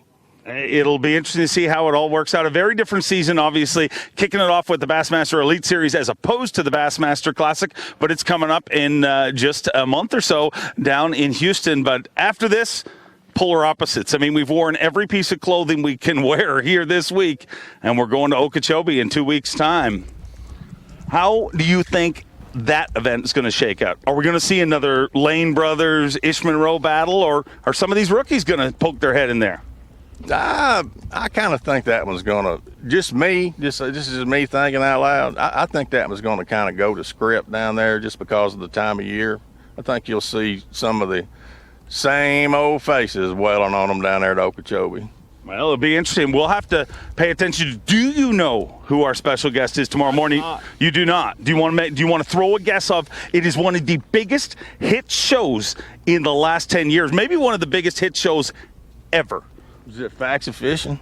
No, it is not. It is not. It is not even close to that, my friends. Another guess. You said the last 10 years, it's like your anniversary or something. I don't know, man. I don't know. Peyton Manning. You got Peyton Manning? No. What show was he on? He just does commercials. Tommy Zona, you guys got guesses? Star down there in Neyland Stadium. Remember Peyton Manning? Big guest tomorrow morning, 9 a.m. You got to make sure to tune in for that. Tommy Zona. Who you thinking we're bringing in? I'm going full-blown. I'm going Johnny Knoxville Jackass. Knoxville. Great. I'm with him. Yeah, Johnny Knoxville. That's where we're at. Who it is. That's where we're at.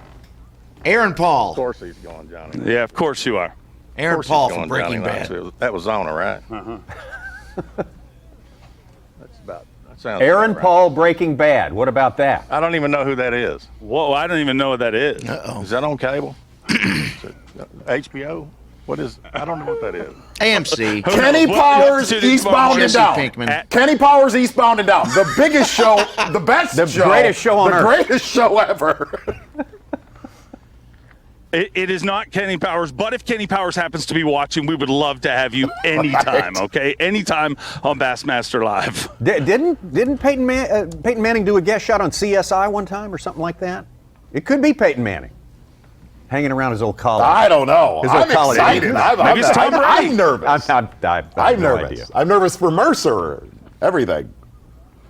All right, Dave Mercer. Philip Fulmer. Is it Philip Fulmer? Phil Fulmer. Fats Fulmer. Gotta love that. Okay.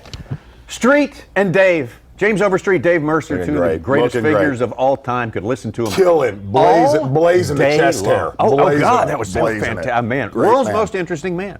Best bud. AKA Best the world's bud. most interesting man. Yes. James Overstreet. Hey, you know, those guys were talking about something, talking about the calm attitude. Something occurred to me. When Jesse Wiggins won his last tournament, down there at the Harris Chain, he was fishing against 200 other people. Here he's just fishing against, it may be more like a relief to these guys to come here. Well, you got 200 people, I don't know. and not all of them has a game plan. Yeah, but he's fishing against 109 terrifying fishermen. It's true, but most of them have their own game plan. And gang, for everybody at home right now, Tommy, and I apologize to you, Okay, you, all Such. I thought we were going to come back from break and they were going to maul them this afternoon so far. That has They have not caught a fish. No, no. Forever. We got to get this thing picked up here. Something though that Mercer brought up actually tighten up, guys, is something that Mercer brought up that I was actually going to ask him and Overstreet because they're at every single event. I really agree. I've never, ever covered or seen a field with you guys that you look through this, and I'm like any human being, I look at the top 30, and then I have a tendency to see who's having a bad tournament. Brian Snowden running right now. If you look at the names that are in this field right now, if you look at it's unbelievable. Yeah, you're looking for a weak spot. You look for a soft spot, and there's no soft spot in the 109 guys. It's unbelievable, to be honest with you. And we have we got guys running around right now. We're waiting to catch back up with some of our anglers out on the lake. But Tommy, I've been fed twice. Yeah, I've been fed twice. Last meal wasn't that satisfying, was it? Not really, Sue. Okay, can we go again? Dick CPAC trivia? Let's do some more Dick CPAC trivia. Right there. Lay it on us. What do we got coming? There we go. What historical significance does the only other B.A.S.S. event on Cherokee Lake hold? You'll like this one. All right. Now, what could that be? What could that possibly be? That's a good question because you really don't know where to start looking for that that was a hyena sound right there. That was Tommy. great. Wait, this is not multiple choice? No. No. What other all right. Too easy to historical figure it out. significance is the only other B.A.S.S. event on Cherokee Hole. Think about that. Chew on that. We'll be back with the answer. In a world where boring, soundless lures were the norm, comes a lure unlike any other. The fish-catching machine. Livingston Lures are the only lures featuring electronic baitfish sounds that call the fish.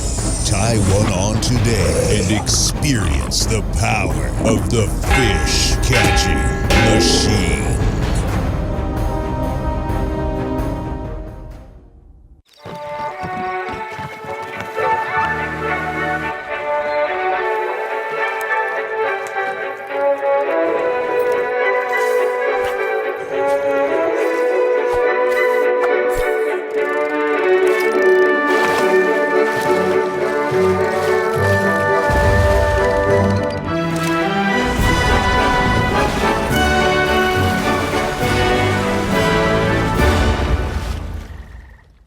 The competition is fierce and the prizes are huge. The only thing missing is you. Fantasy Fishing presented by Toyota. Sign up for free and face fans from across the nation. Grand prize winner receives a Triton Yamaha package including a Triton 189 TRX. MSRP of $37,293. The classic and each individual elite event winner will receive $2,500 Bass Pro Shops gift cards, with the runner-up receiving a GoPro Hero 4 Black camera. Sign up and pick your team today at Bassmasterfantasy.com.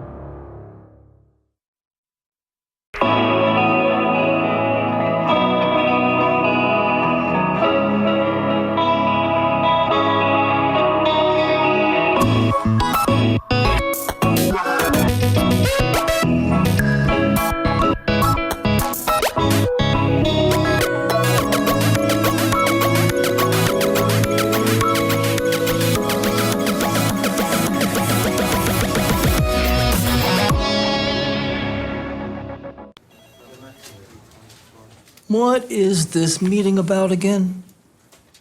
Fishing! Took my boat, boom, jumped over it, and I caught a giant. It was like a whale. 29 pounds, baby! That's the last time I danced on stage. Chief Fishing Officer. How do I get that job? I don't know. Go to teamgtfishing.com to find out more about my real job.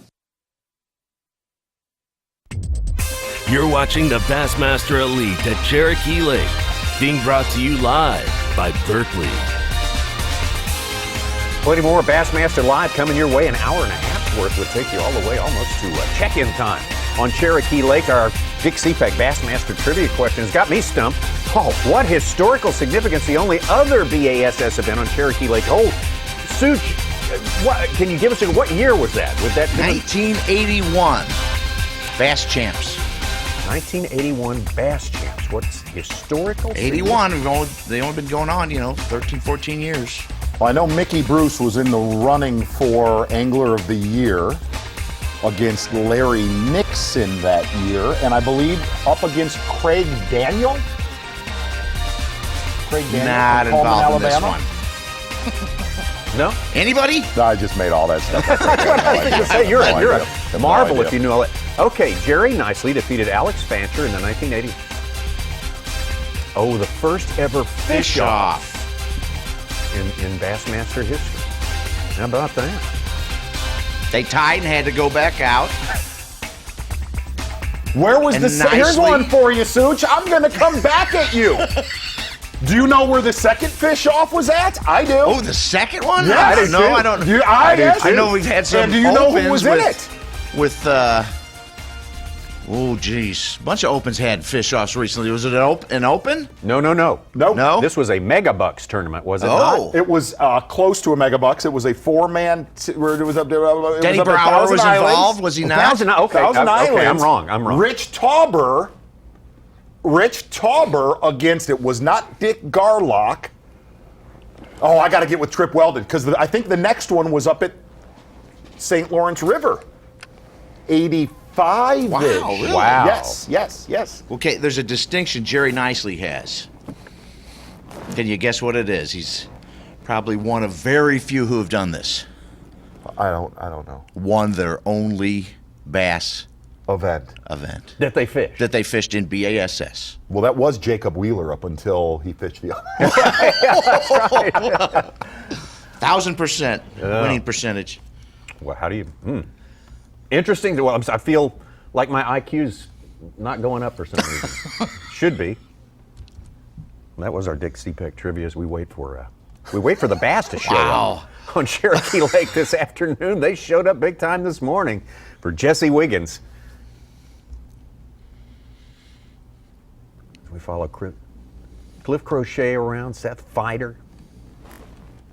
All these guys who really kind of need to get something going. Brian Snowden there.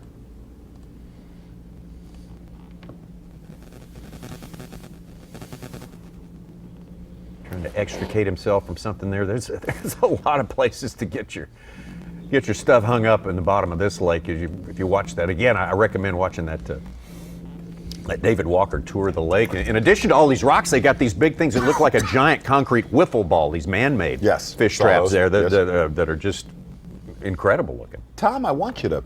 Hello. I want you to just take. I get it. I see. The 3 rookies and then Seth Fighter. Oh boy, you do not want Ott Defoe sniffing a victory. Oh my gosh. You don't want him snooping around on a Sunday. That'd be back-to-back elite seasons wins. Back-to-back elite season wins for Ott Defoe. And I will tell you, of the 3 that I really followed through practice, being Brandon Card, David Mullins, and Ott Defoe, of the 3 local, most history here, blah, blah, blah, Ott Defoe had the best tone about him after Wednesday's practice. David Mullins closely behind, but Brandon Card you could tell there was problems. Just was not going. That's still a puzzler that he's underperformed here like that, because he was definitely one of the favorites coming in here.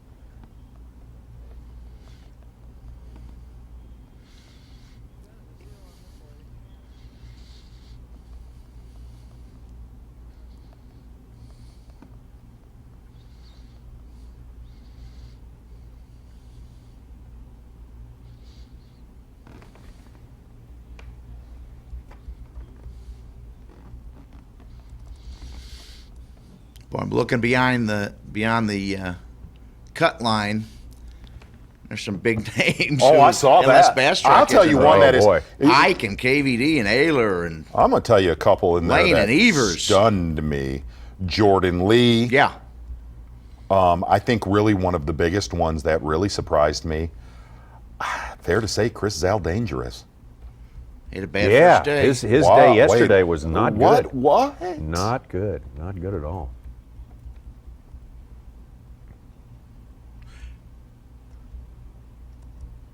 I would say, watching the way the guys are catching them, Chad Pipkins is a surprise. Thought he would. Well, I mean, you've got a 75 to 80% vertical tournament, which, that's how he fishes. Now, you want me to write down what you guys think the cut weight's going to be. Check it out tomorrow. Ooh. I'm staying at 26. I'm staying at 26. Even. It's 26 even. Tommy? 25 for me. Well, I think 25? I said 25 originally. I'll stay with that. I'm saying 26. You, Such? Well, I'm going to Price is Right you Be a good both. time to catch a big one. Now that we're live. That's what I've been waiting on. Been waiting for the camera to get back with it. 27. Wow. 13-13, a little bit more. Okay. 13-2. Because there's a number of guys who haven't filled out their limits down there. Or Bass Track hasn't showed them.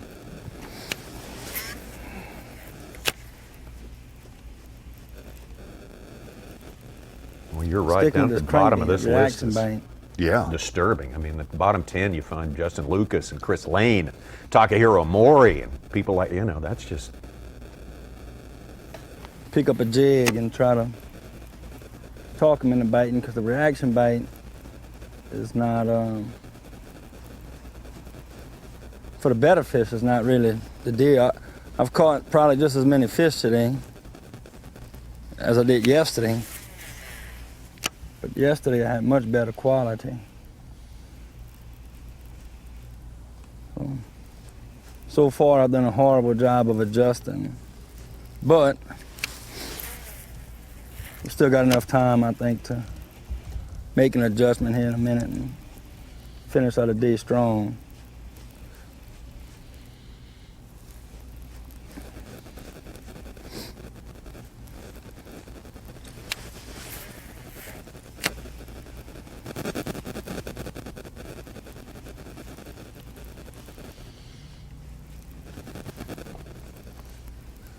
That should be one right there, or could be.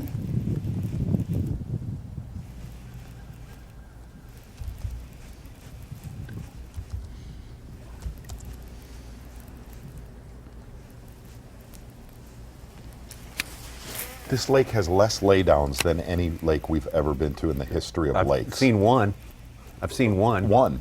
All day long. Isn't that weird? That is weird. It's that tree that fell this winter. Serious. It's bizarre. But you look at the the banks where the water's down. I've seen one stump. One stump. That's strange. It's, I don't know.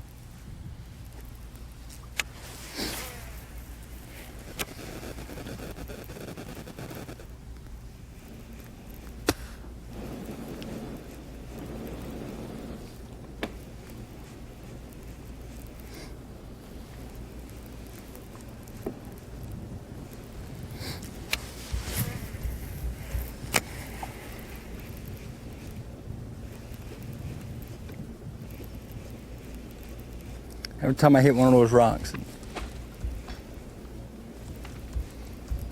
just waiting to feel it deflect and then pausing.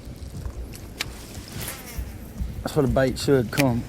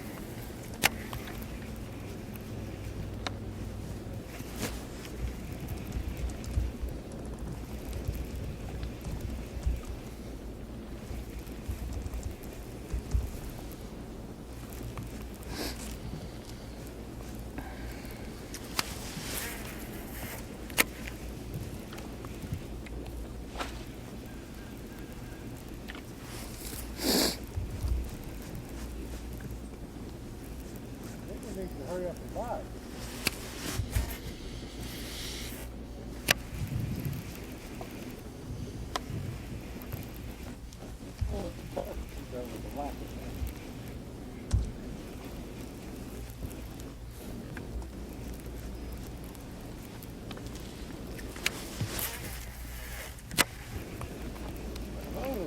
June it was blowing 9 miles an hour.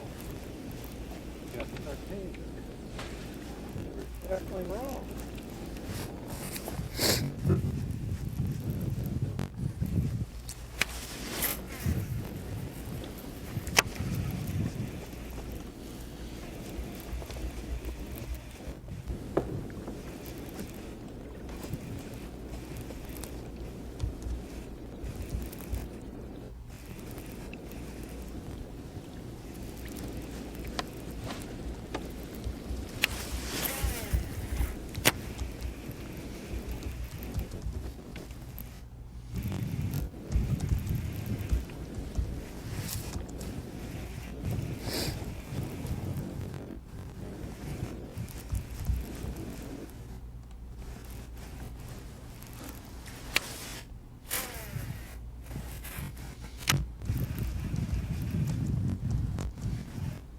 Just now topped over into the 40s, Jefferson City, which is adjacent to the lake there.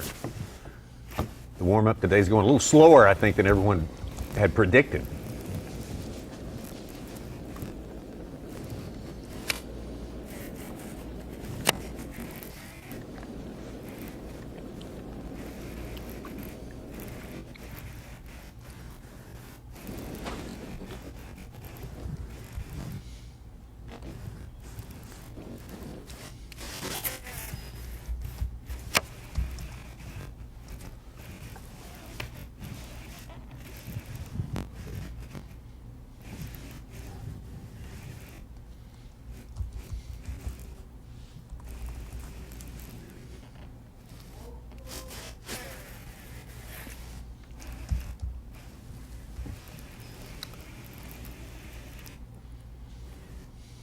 You're a little bit locked up on all 4 anglers that we're covering right now. A couple of them running.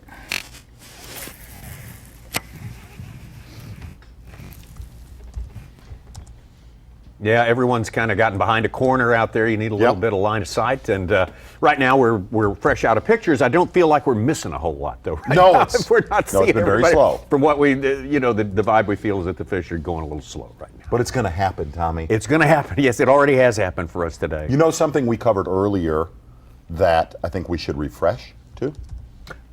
Yamaha Taste the Bait. You're exactly right, my friend. I knew hey, that's what real you're quick, talking if about. you are just joining this, we covered this earlier. And here's the beauty of this tournament right now and what I've got in my hand. A lot of people call this the Demiki rig. The reason why the soft plastic trailer that is so popular on this lake is called a Demiki armor shed. This is not one of those trailers. This is just a regular small zoom fluke. Okay. All right. A lot of these guys that are using any of these really, really small soft plastic stick baits on the, soft plastic jerk baits on these lead head jigs. The beautiful thing about this is you want a small trailer, something under 3 inches really in size. But for the Yamaha Taste the Bait, there it is right there. If you look at the screen right there, if you look at the middle of that, the main thing is really the line tie. Has to be a 90-degree line tie so that bait will sit horizontally when you drop it over vertical. You don't want a 60-degree because it kind of just lays limp. And really, 3 out of our 4 anglers on camera today, well, that is the rig that they've chose to get them to this point.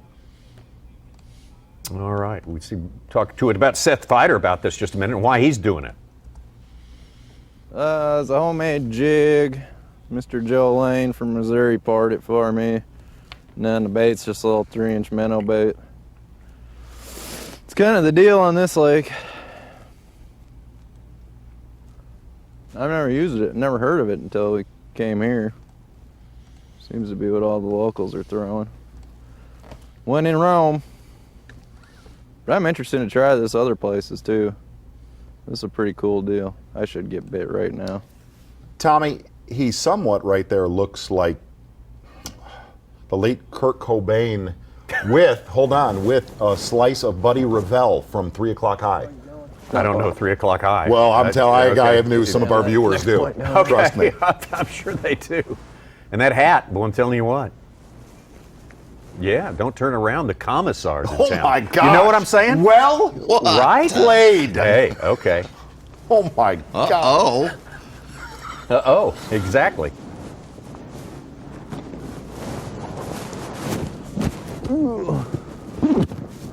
Don't turn around. Da commissar's.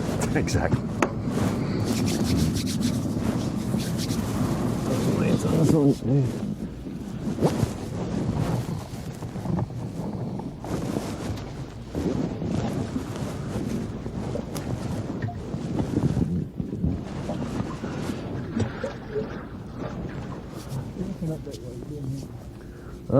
Today's been a lot slower. Didn't execute very well. I've literally caught 5 bass today. Fortunately, got 2 real nice ones and 3 I could call. But, you know, keep grinding away. Hopefully pick up one more nice one. And, I mean, either way, we got, I'd say probably 14 pounds in the boat. It's like basically like 16 2 days in a row. So I think I'll still be out. Yeah, definitely got to put another one in the boat to stay out there. Got to look at Seth Fighter putting a couple fin clips on it. Those are weighted clips to stabilize that fish, just so he's not bloated out from coming from such deep water. And the other thing is, this is something actually we've not talked about.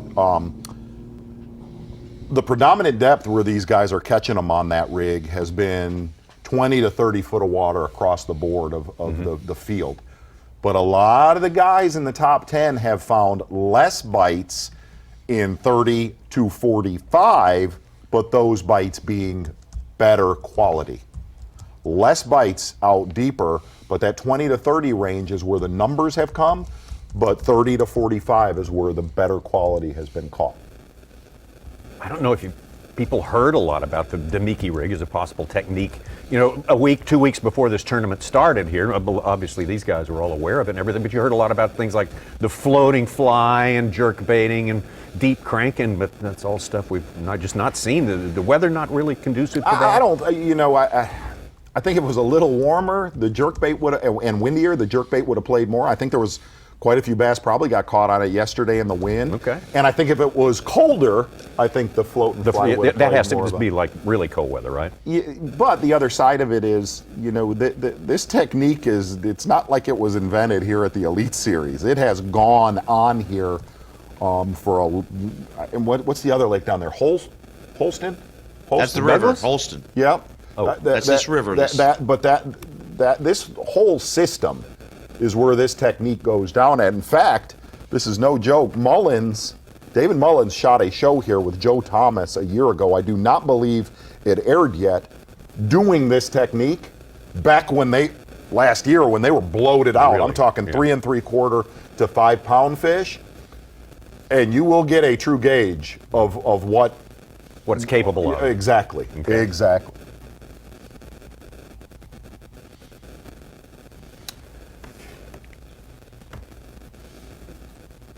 You know, real quick, Tommy, and I try to stay high and tight, but I fished with Seth Fighter. I fished with Seth Fighter back in the fall, and we were going down the road, and there was some roadkill. There was a doe.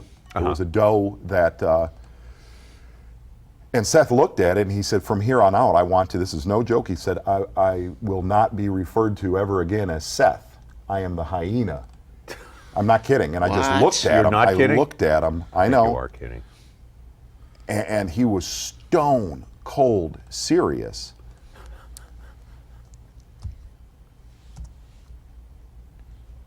I'm not kidding. Oh, there we go, right there. There you go. Now hold on. This is actually a mating sound. That's a mating sound. I'm not kidding. What? It's a live mating. That's live right now. Of a hyena as they're in heat. Live. Yes, it is. It's live. It's on the internet.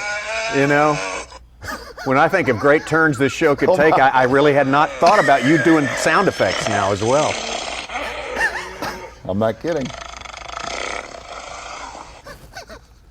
Boy. I'm sorry. I'm sorry. Okay. Yeah, that's right. If you want to shred me, just No, I mean, you hashtag really Bass won't Live. answer Look, to all Seth I'm anymore, doing huh? is stating Okay, facts. Okay. So-called facts. He looked at me and said, Seth is gone, Z-Train. Oh, God, stop it. Quit. Quit. That's good. We're good. All right. Got more if you want. No, but Okay. that's sufficient for right now. Here we go.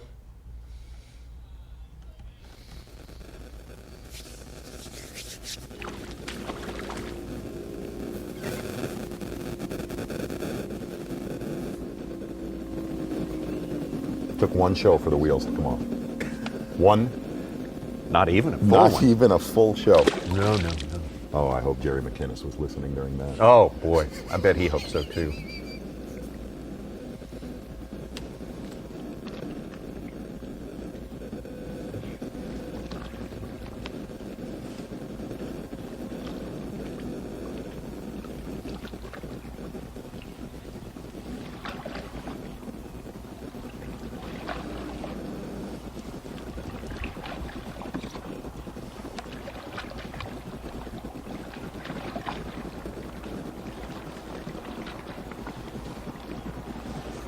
Started this day in 4th place. You see what the damage that's been done so far today. Still time, as Cliff Crochet pointed out, to make a change, make something happen. Conditions may be changing.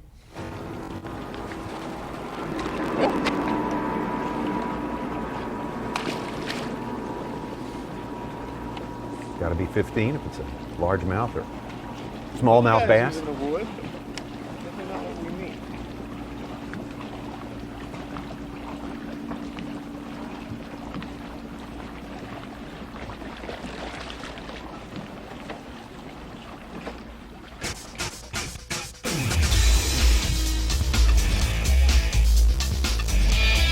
Running slow, fish hard to come by at this point. Boy, did we see them this morning.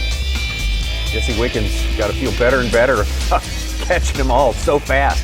Limiting out with a great limit, a 15-pound plus limit early on today because it's got considerably slower. Any chance we can talk Wiggins into fishing again? I don't know. I say we get Davy out there to kind of do an interview. Oh, he's doing what's right, man. I guess that's right. All right. One more hour of Bassmaster Live coming up. Don't go away. The Bassmaster Elite at Cherokee Lake is brought to you by Shell Rotella, Yamaha, Triton Boats, Toyota, Power Pole, and by Skeeter Boats. Continually proven on the tournament trail and with Skeeter owners everywhere with 14 consecutive NMMA CSI Consumer Satisfaction Awards. Our competition doesn't even come close. Right now, buy, save, fish with up to $1,500 in instant rebates through March 31st, including the newly redesigned limited edition FX series. Now is the best time to buy, save, fish. Skeeter. Is there a place where the underwater images are the clearest you've ever seen? We're seeing every fish, we're seeing every detail of structure, and where every bottom contour was visible, where whatever you wanted to see below the surface was real. Do you want to go? Structure Scan 3D is the future of fishing. We can show you how to find fish faster and catch fish in a way you've never experienced. Let's get them. If you love bass fishing, then show your support by joining B.A.S.S today. Since 1968, B.A.S.S has been serving bass fishing enthusiasts with information and tournament coverage that make you a better angler. When you sign up today, you'll join over 500,000 outdoorsmen who love bass fishing. With your membership, you'll receive every issue of Bassmaster magazine, plus $50 in free gear, including a membership tackle bag, B.A.S.S cap, plus more. Log on to Bassmaster.com to join Bass today. Your choice of fishing apparel can make or break your day out on the water. added mesh vents for superior breathability, moisture transport cooling technology to keep you dry and comfortable, and antimicrobial to keep you from smelling like your catch, with added SPF to keep you protected. We've added stain release to keep the blood or any other stains at bay. Our most technologically advanced fishing shirt for all the necessary dirty work. Facts matter. All monofilament is not the same. Berkley is the strongest, smoothest, most dependable monofilament line in the world. Why would you risk your fishing trip to a line that's made who knows where just to save a buck? Berkley has been making and perfecting trilene in America for over 75 years. I spool nothing less than the best. That's Berkley trilene, and that is a fact.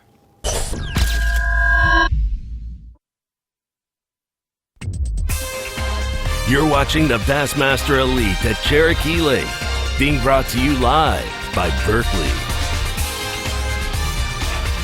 TH Marine Weather Watch, very important to all our proceedings here. The changes that go on hour to hour. We started the day very, very cold. 22 degrees, even below that in some little pockets of this lake.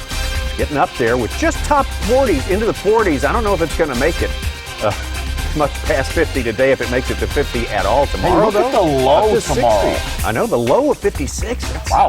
Hard to believe. And 68 all the way up near 72 on Sunday, but rain in the forecast as well, which adds another wrinkle into what might happen to the 12 anglers who are left out of these 110 who started. It's like we're covering 4 seasons in 4 days of this event. That's, you know, every state south of the Mason-Dixon line, that's kind of what it is this time of year.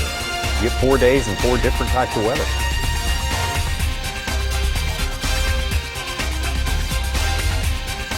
Cherokee Lake, and once again, first time ever for the Bassmaster Elite Series here, 22 feet down below. It's the winter pool level. They take it down to accommodate the rains that will come later this year and bring it back up. The Holston River flows out of this, goes all the way, and becomes the Tennessee when it hits the French Broad River coming over from, well, if you've been through Sevierville, Dollywood, that's the river that runs through there. Both of those combined to make the Tennessee River. Definitely a whole lot of clear water and some that's not so clear.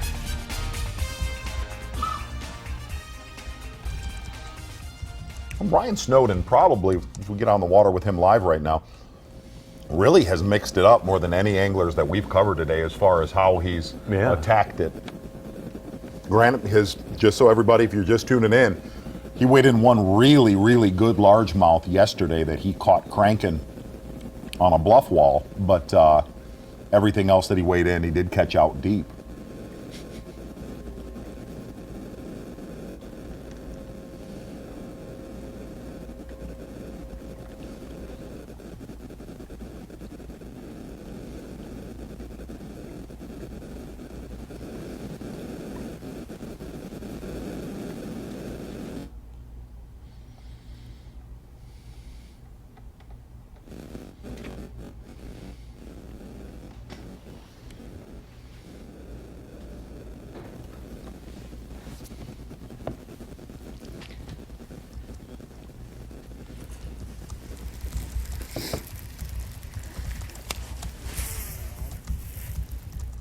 Perfect timing right before I catch this big one. Perfect timing.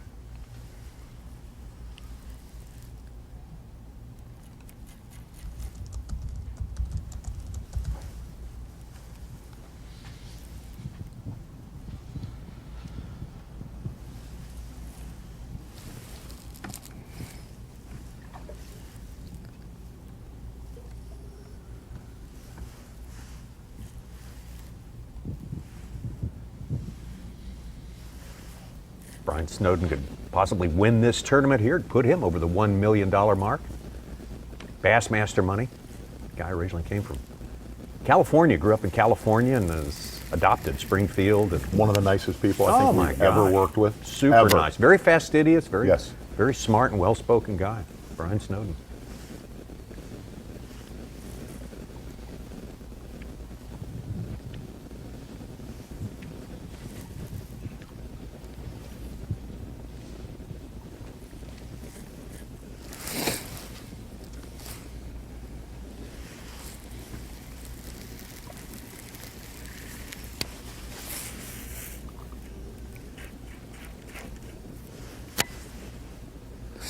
Randall Tharp unofficially with just under 19 pounds.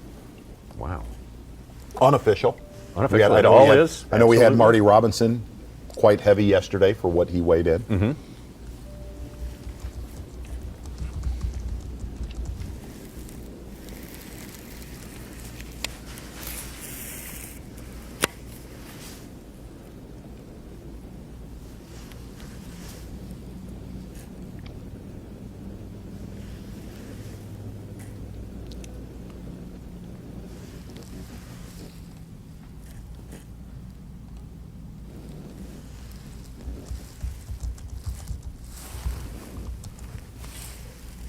That 19 pounds for Tharp, I'd say it's even money. He's run into a big largemouth or two today, wouldn't you say? Absolutely think so. Yeah.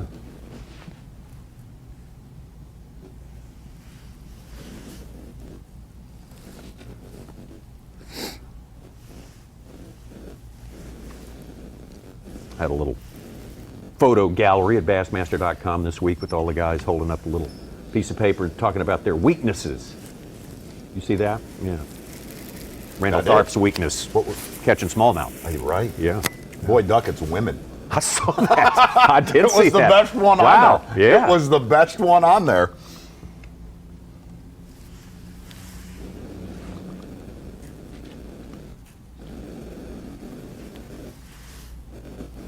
Really? Greg Hackney yard work? Oh, yeah.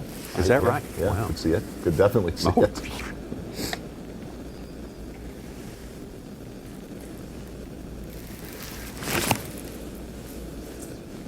Oh. Not sure. You know what Aaron Martin's what? Not sure. Sleep. Sleep? Felt exactly something. Right. So I set the hook. Could have been a rock the way it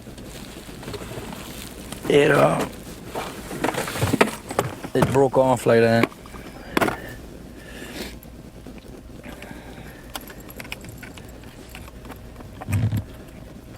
What's your weakness?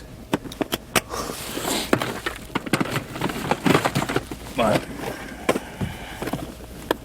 Tater tots. Cuddling. Cuddling, yes. Cuddling. Yeah. Sucker for that. Tater tots. Loaded tater tots. Jalapeno poppers. Chili cheese dog. Something. I don't know if I was on a rock or That actually is my weakness. bat, not, so who knows?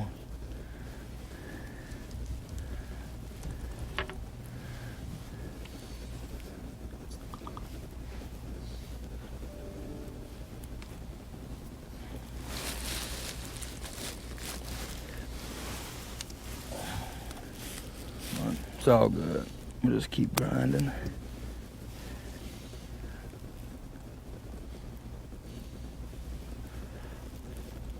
Also got Steve Bowman, Ron Moore grinding. out there. Where's on Bowman been today? Yeah, I don't know.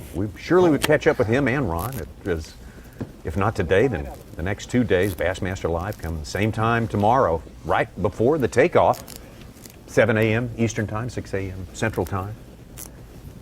Fascinating this morning. Some great interviews we got. It's a fun time to talk to these guys before the days happen to them.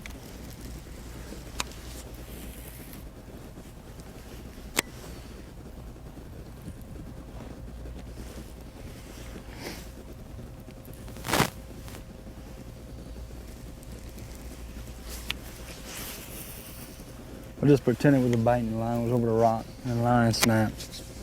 That way it feels like we got a bite.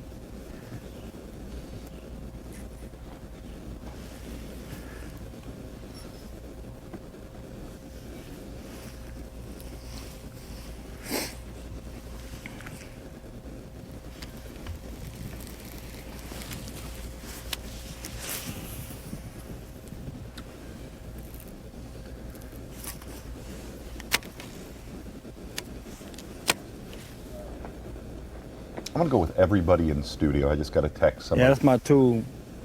somebody calling us Zone, out. time if you want to come ride. Fantasy My tool football when is our warms true up. weakness. Give me It a is call, our we'll come weakness. back and get it. And, Fair? You're right. You're right. Yep. And every other normal Enjoying human the being in time the on the country. wall. You had a fantastic season, though. I appreciate that. You had a You very know, good season. I had a terrible season. I got lucky. A terrible taste in my mouth. I feel like a hurt That's dog. My tool right there is in wintertime. Doc talk, they're telling me was Chris Zaldane's weakness. Trying to get a short. Probably a weakness for a lot of people. He just ain't invited me yet. I don't know what the deal is. I wasn't on his picks to win a tournament this year. It was hard on your boy. Huh? I'm working hard to prove him wrong, though. Working hard. That's right. He might have called you out a little bit on something. And Suchi did. He called me out last night and rough talked me a little bit. That I picked Aaron. I picked Aaron to win this tournament and not him, and he did. He rough talked me last night. Yes, it got better as the conversation went on, but I'm going to tell you your article right there where I picked winners of tournaments. I've been accused of two things. Much as I love fishing pre-front, like we had yesterday. Cronyism. Bad weather and fish go to biting. Yes, I have a tendency to pick my friends. I was going to pick Tommy to win an event this year. The Tater Tot Open. I guess that's just nature of the beast, though.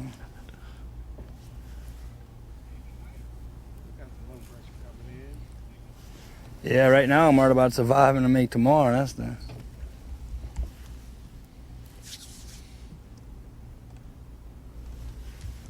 I just get a couple bites.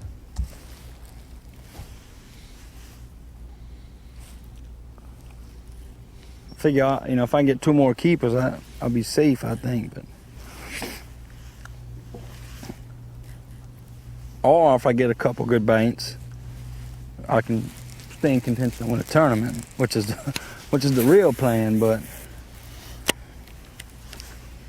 we got a couple hours left. We just keep fishing. That's about all you can do is keep fishing.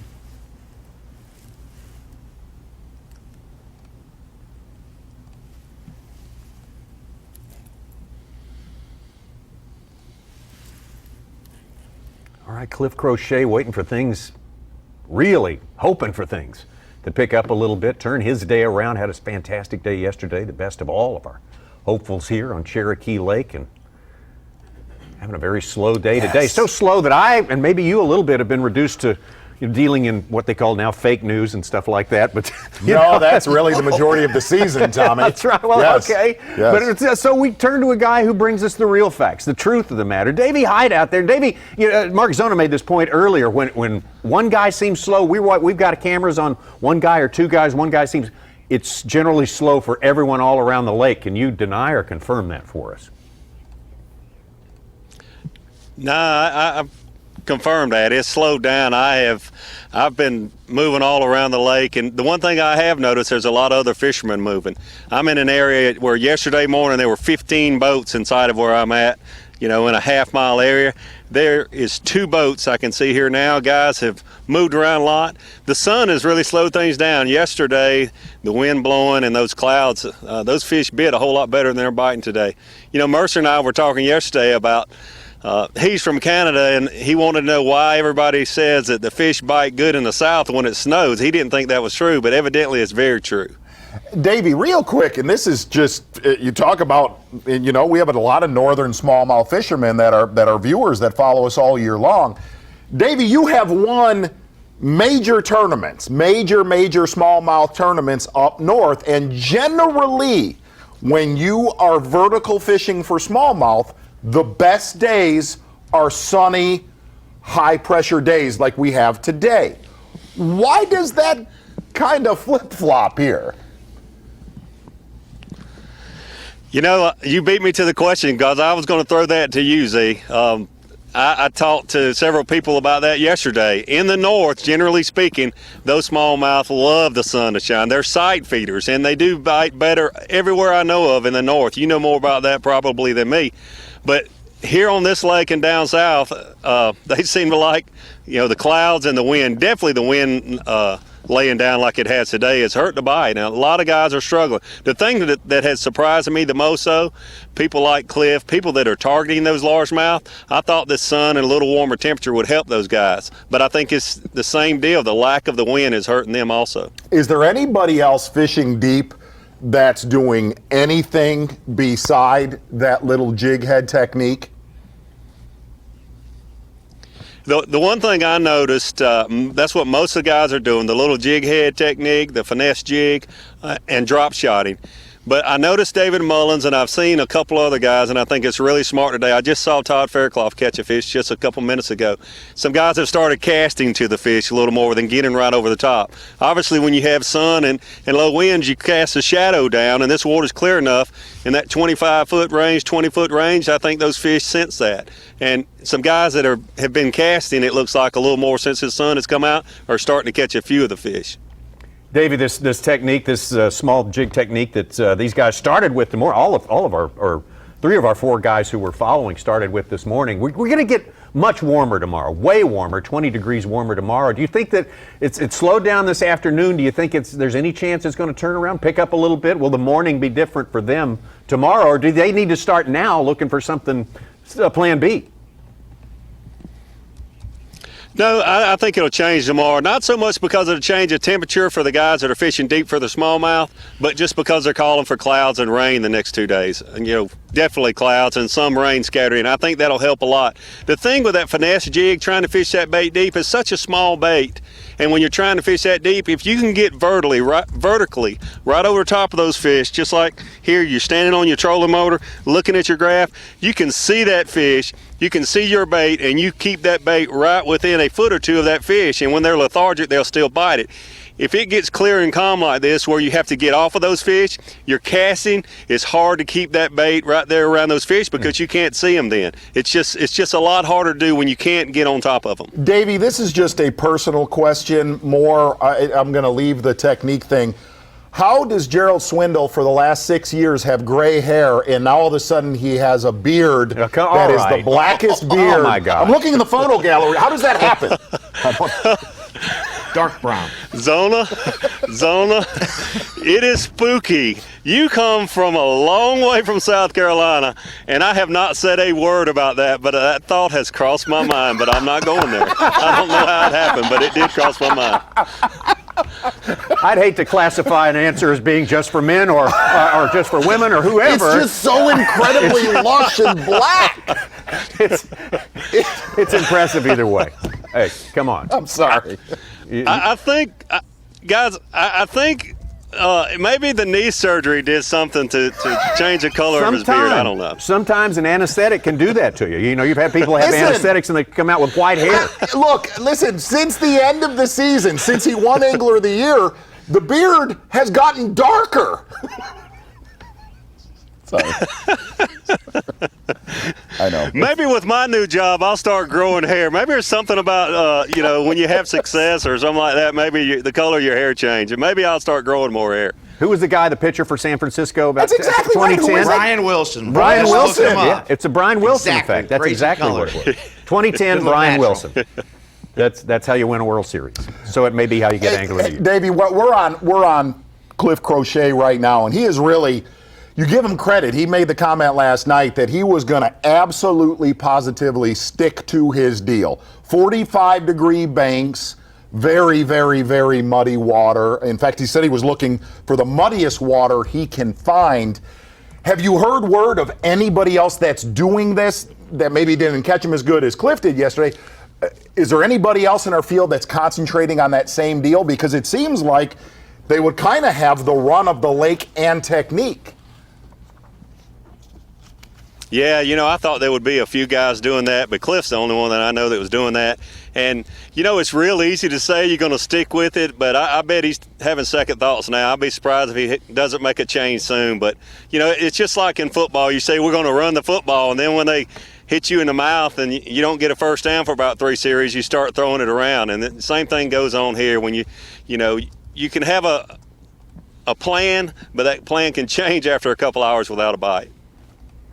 Yeah, that's the old. Everybody's got a plan until they get punched in the mouth right there. I want to change subject just a little bit here. Absolutely. Here, Davey. 3 of our guys, at least for the best part of the day, 3 of our top guys, our top 3 guys have been rookies. The 2 guys under that have been locals, basically, and one of them was both Skylar Hamilton. Right. And that sets up for. Yeah, I don't know. What does that tell you about this place? About maybe taking your old routines, your old notions about how to fish an upland reservoir into a place, and sometimes it doesn't work. You need to either be one of the locals or have somebody who's all kind of new to this game here.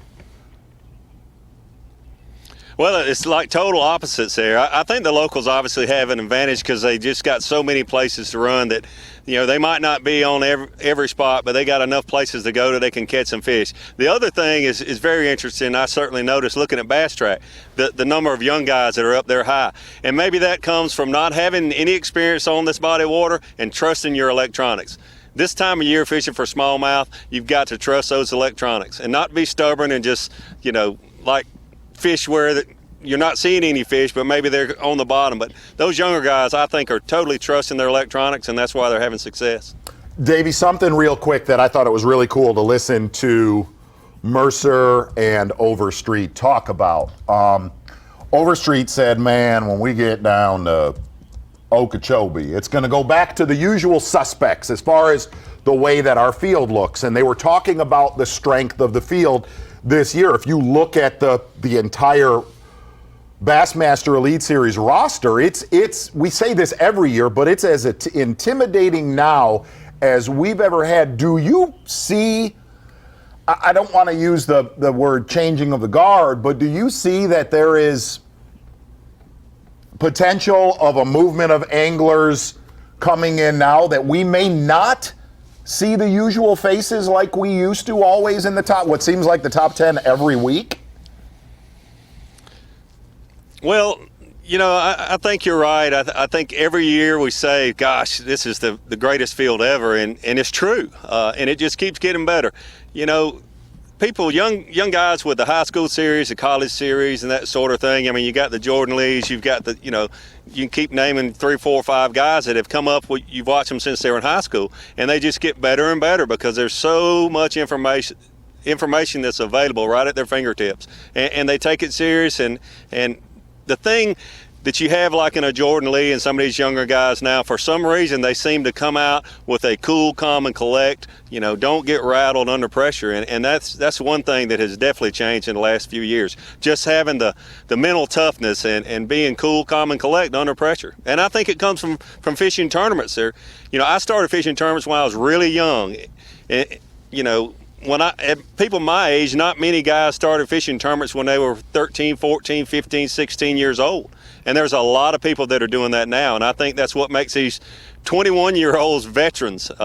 They've got so much information available to them, and then they're just a tournament veteran by the time they're in their 20s because they've been fishing tournaments for 5 or 6 years. Do you think that the learning curve from let's just say back when you were a rookie and Van Dam, do you think the learning curve is exponentially faster now, way faster now than it was?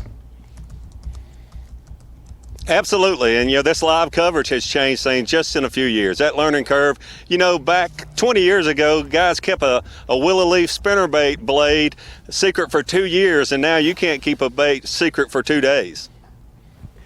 Davey, I'm kind of doing a poll right here. Now, we think about why these guys, the up-and-comers, they have a different sort of take on it, a different sort of placid attitude and so forth like that. But what is more stressful, in your opinion, fishing out here with 100 guys that are good, or going on a lake and having to fish against 200 guys in an open tournament? I mean, which is more hectic? Which is more stressful?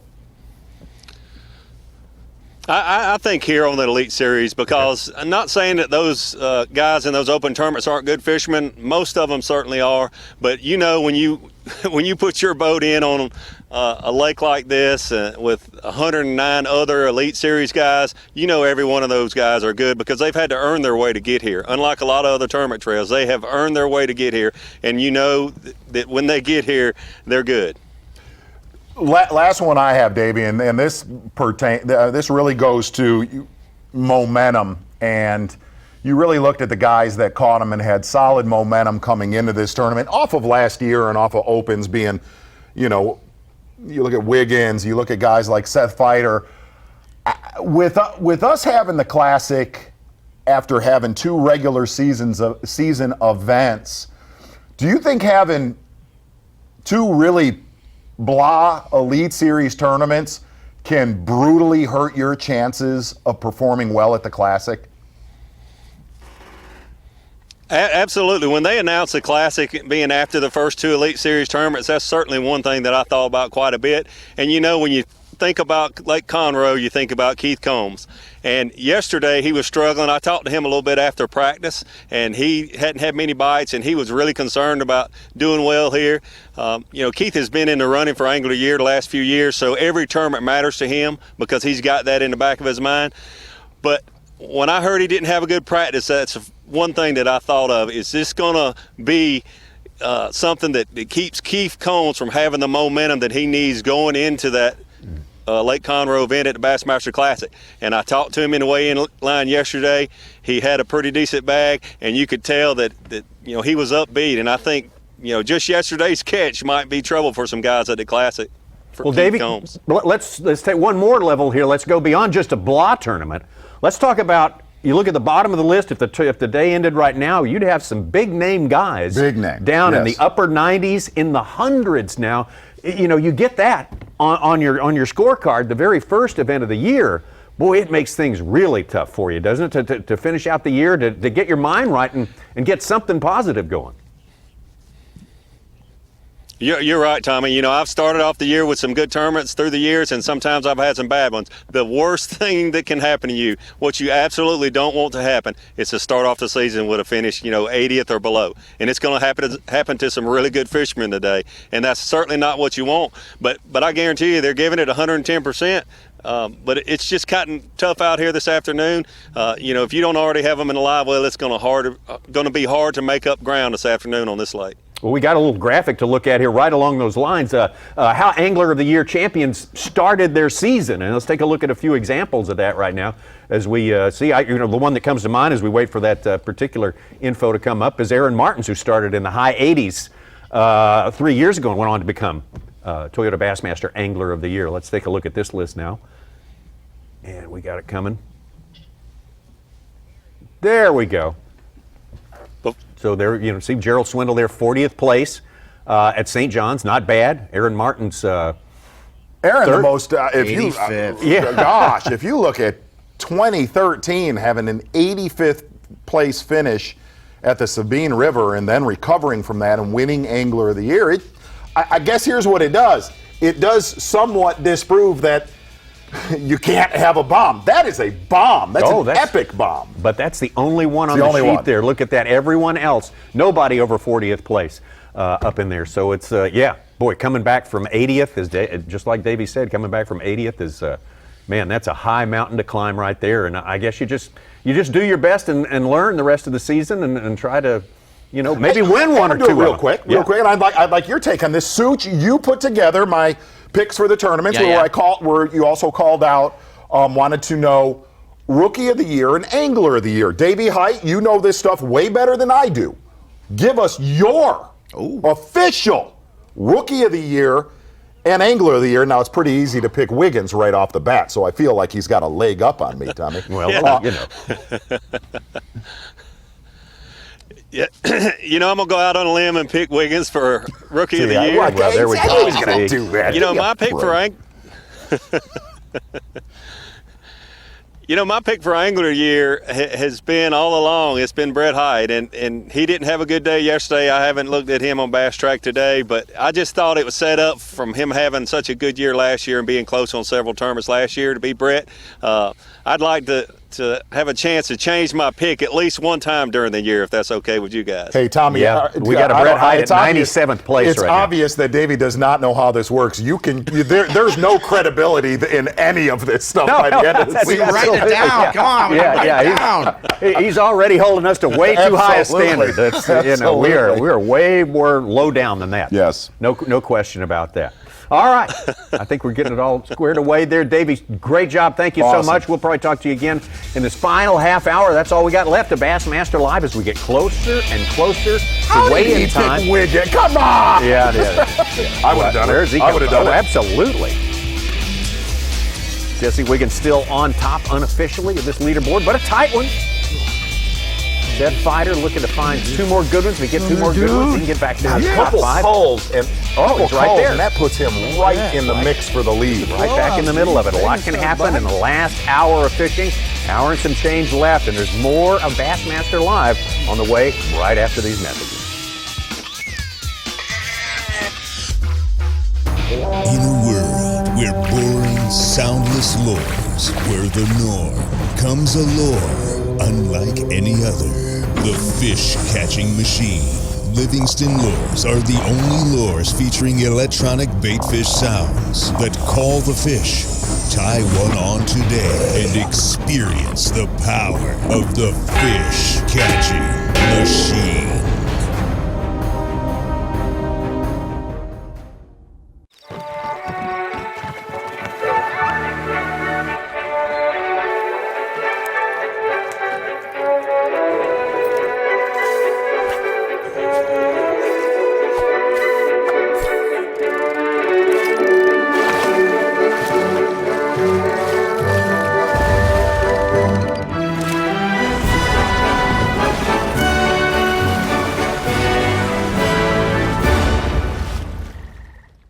Think you could win valuable prizes from Bassmaster? You can't know unless you enter, and entering is easy. Go to Bassmaster.com. Enter now for a chance to win a fishing trip with 2016 Toyota Bassmaster Angler of the Year Gerald Swindle. Trip includes airfare, rental car, hotel, and $500 cash, plus a Triton 17 TX bass boat, Mercury engine, and Gerald's gear from Humminbird, Minn Kota, GoPro, and more. You, the winner of a valuable prize? Could be. All you have to do to get your shot is go to Bassmaster.com and enter today and every day. Hey, it could be you.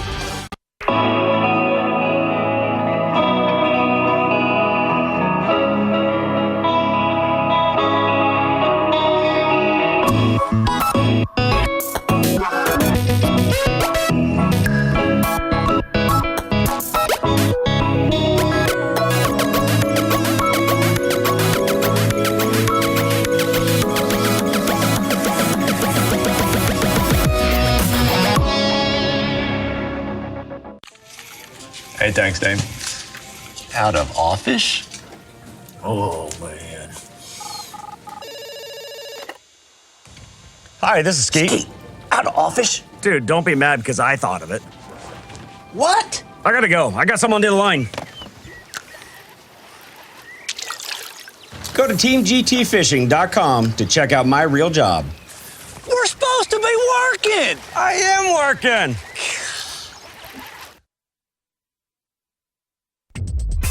You're watching the Bassmaster Elite at Cherokee Lake, being brought to you live by Berkeley. Big weigh-in coming up. 3:15 is first fish, 3:15 Eastern time. First fish hits the scales there. Dave Mercer will be in charge of that, and some anxious anglers will be waiting to show what they did today. You got to be 51st or better in order to pass on to tomorrow's round number 3 on Cherokee Lake. 51 anglers down to 12 for the final day. Tomorrow's weigh-in. The next day, Sunday's weigh-in, we go back to Knoxville Convention Center.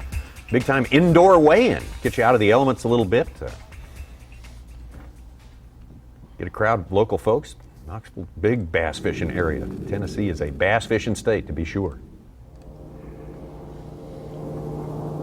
But this particular part of Tennessee has been very, very quiet for the last couple of hours. I mean, deathly quiet. But we look forward to pick up any moment now. Lord have mercy. Now, Tommy, correct me if I'm wrong. Same exact schedule tomorrow? For us, the same exact schedule, 6 a.m. Central Time, 7 a.m. Eastern Time. I could see Zona. Let's see that again. Roll it again. It's a 31-mile drive from that dam. I got the lean and my trolling motor didn't move with me enough.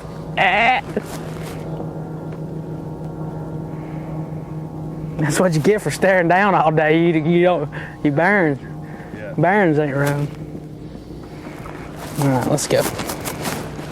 We're going idle over here a little ways. Idle? Yeah, more than likely. I mean, I don't think we're going to take off.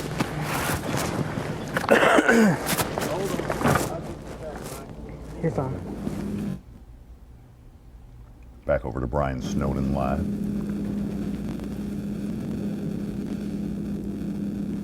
$340.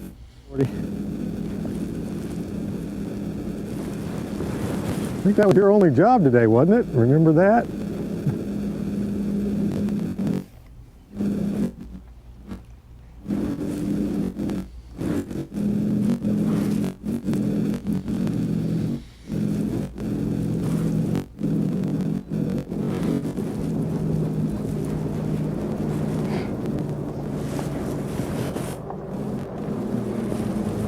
Oh, you booger.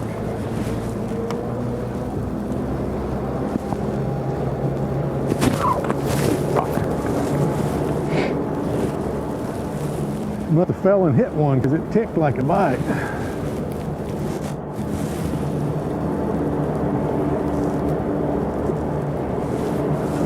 We're live right now. Just tell us how you're feeling after it. I had a good morning. It's been awful slow since. It's crazy not knowing what everybody else has got. I may have messed up by not fishing, but I know I made some money today, so I mean, I'll still get to fish tomorrow. So if I have to, I'll work on it tomorrow hard. But I felt like I made the best decision, you know, for the long run. So that's why I backed off this morning, and now we're just out looking for new stuff. I ain't really found much, but it just takes one split second and your day changes if you hit the right spot. That's what I did with that other place. You can idle for hours and hours and never find them, and then you idle one place and your tournament's made. So that's just what we're trying to do right now, is trying to find another place. A little magic spot. A little potion, a little magic potion for them. I got the potion if I can just find the place. I know what they want. This hump right here looks deadly. I don't even know if it's gonna be about the right depth too.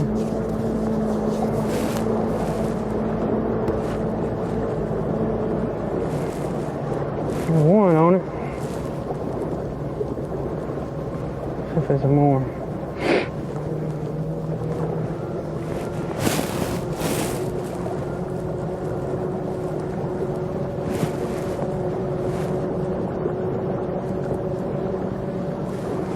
Jamie Wiggins in his first Elite Series event, his 9th overall Bassmaster event, in which he has 2 wins already. So he's looking to win this one and maintain a pretty high winning percentage. I actually had a question on Jesse Wiggins. 875 right now. Yeah. 7 of 8 checks. Had a question on Jesse Wiggins. Now, I think it's a little premature, but it's more of the past of the Bassmaster Elite Series. Is how close has a Rookie of the Year come to winning Angler of the Year? Very recently we had a situation like that, did we not? I mean, that's fish, but I don't know if it's worth stopping. Yes, that was the closest. Yeah. Second, third? Gosh, go back near B.A.S. maybe? When it first started? I don't know. Oh, wait, what? Fred. From B.A.S. had a great first season. Fred won Rookie of the Year? No. Did he? Tighten up, bud. Tighten up. We're going to go on and see if we can't find it. Who was Rookie of the Year back then? Fred B.A.S. is 48 years old. Okay?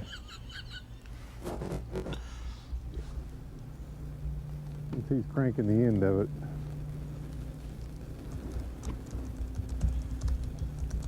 I just don't see many points.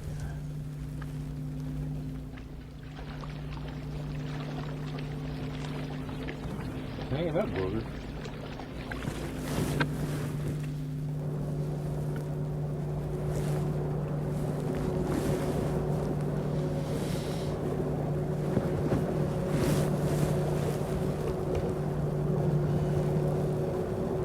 Well, still, there's only been one rookie that's won Angler of the Year, right? One Rookie of the Year, that's one rookie? Well, if you'd be the Rookie of the Year too if you're the rookie who won Angler of the Year, right? That makes Timmy sense. Horton. Timmy Horton. Yeah. Oh, wow. 2000, right? So that would be. That would be it. That would be your answer. Wow. So yeah. Nicely done, Fred. Well, I remember it as if it was yesterday. B.A.S. had the Moving Forward Award for second year. Greatest improvement from season to season.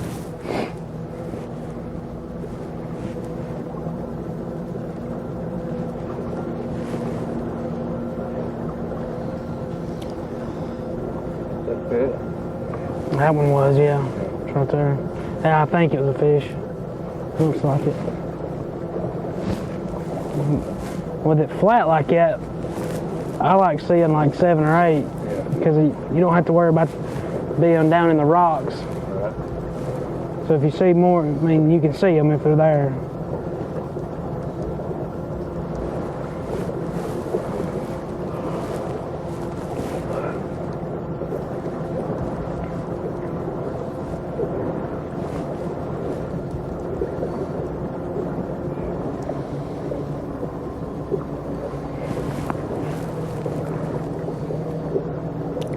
Sneaking back into the top 50. Almost 16-pound day.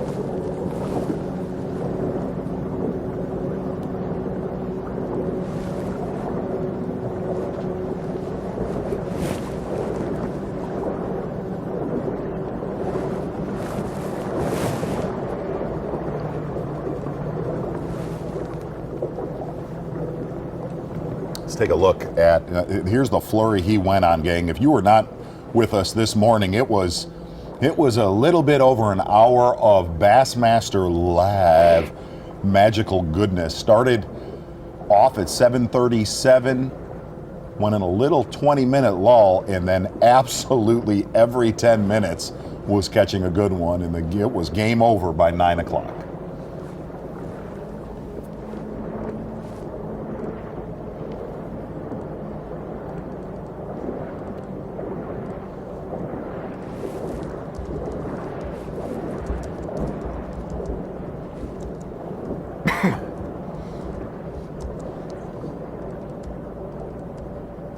Don't know if it's available. Like to see a similar one on the guy he's in basically a virtual tie with right now, Jamie Hartman. I have a feeling we'll be meeting him on camera tomorrow. Looking like that. Yeah, going to be one of the Rapala 4 live.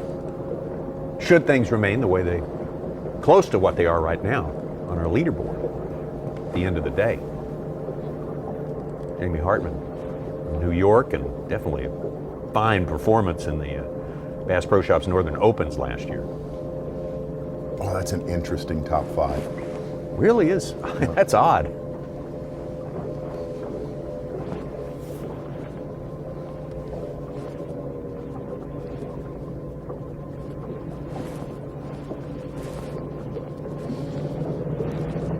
Can I run? Are we still on? Sorry? Are we still on live? Okay. I'm gonna run. You gonna run? Yeah, that's that's what it says. Hot defo got to be a troublesome thing to Yes. all the rest of those guys who would be, going to the top 12 and so forth. He told this is the first lake he ever fished a tournament on with his dad. Hot defo? They fished this lake. The very first term was in. They didn't catch a fish. Let me give a little news note nugget please do. about Hot Defo coming into this event. Usually he says he fishes this just like Brandon Card. He said, I usually fish this lake very, very shallow, where both of those anglers, those local, really the only single angler that fishes this almost exclusively deep being David Mullins. Hot Defo, after the first day of practice, was as lost as I've ever heard. Really? And as practice went on, it really kind of clicked when he said, I know the depth zone and now I know what they're on. I was able to duplicate it really from the middle of Tuesday's practice on. And he said, I really don't want to give that out till day 3, which we know what it is. We'll get into it tomorrow. Tomorrow we're going to start letting a lot. I mean, granted, the way the rig that these guys are using, that Demiki rig style setup, that is out just because that's how the majority of the fish catches, whether it's been on the photo gallery or on live. But tomorrow we're going to get a lot more defined on exactly what these anglers were hunting for on this deeper structure. We take a look at the positions of these guys right now. Of course, Cliff Crochet, basically where he started, joined up there by Brian Snowden. Jesse Wiggins obviously not straying far, not very far from where he's done his damage, Seth Fighter. Not too far from where he's done most of his damage. Snowden heading up the river, yeah, fishing up near Cliff Crochet now. And this was an interesting statement that Ott made. He said, I'm going to mix it up shallow and deep in this tournament, but I know I need to be deep if I have a prayer of winning. That's what he said. If I can get the correct bites deep, that's where you're going to have a shot at winning this tournament, not shallow. He is a resourceful guy. There's no doubt about that. And they proved that again and again, especially his last win, which was the last outing for the Bassmaster Elite Series pros on northern Mississippi and across Wisconsin. And fishing among a big bunch of people, but found out one little twist, one little wrinkle that separated him from everyone else, and it caused him to win that tournament.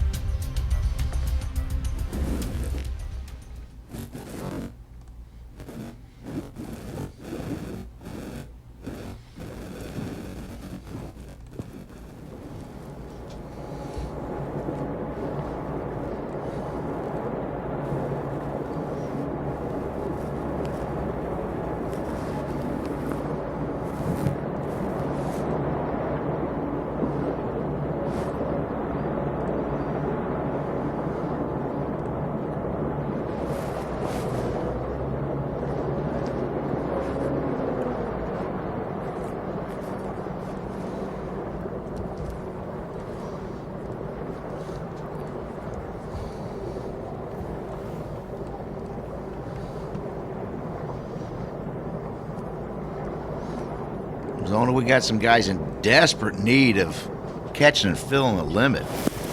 Crochet's fallen from 1st to 46th. Jordan Lee has only got 2 fish, I think, and he's went from 7th to 55th. Wow. That's and shocking. Ayler was 9th, and he's 60th right now with 2 fish.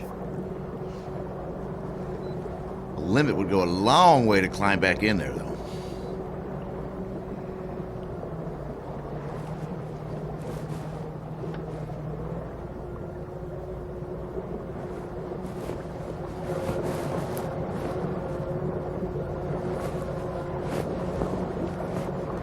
Are you nervous being a rookie? Not really. I mean, Do any of these lakes intimidate you? I ain't never been to any of them, so they really don't. I really don't have no thoughts about them. Right. I'm happy we're getting to go to some of the lakes we're going to because they're, it's bucket list lakes. But I just want to catch some. Is the main thing. You want to win Rookie of the Year? Oh, absolutely. I don't want to just win Rookie of the Year. I want to win it all. I don't. Angler of the Year. Yeah. There you go. I ain't scared to say it, but I mean, I might not catch another fish the rest of my life, but I mean, I come out here to catch them, I didn't come out here just to hope I catch them every now and then. I want to catch them every time.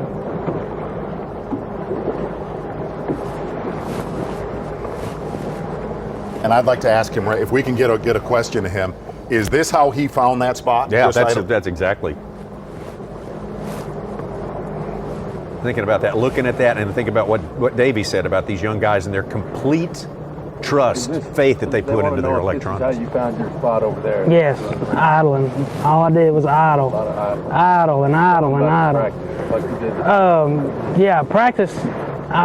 For probably, I had 3 days of practice, and probably 3/4 of the 3 days I was idling. And I mean, I caught 5 fish, 5 keepers in 3 days. Right. But not really fishing. But I didn't fish a whole lot, but I fished enough to catch some fish. Yeah, when you catch a fish, you just immediately leave it? Yes, if I marked them. But I mean, some of the ones I caught was like one on a jerkbait, one on a grub, or 2 on a grub. I don't even know what else I caught them on. I think I caught 2 keepers 2 days, and then 2 keepers the second day, and then 1 keeper Wednesday. But that's when I found that place, and I made 1 drop on it, caught a 3.5, and I marked a bunch of them. So I figured it would, if it held up, I'd be okay, and it's held up for 2 days. But so far, yeah. Yeah, I mean, I made some money off of it. That's what the plan was, but I hope I didn't just mess up by leaving everything. But yeah, practice was just solid. A little bit of fishing just because I was getting tired of sitting and watching the screen, and then other than that, it was just all idling. Yeah.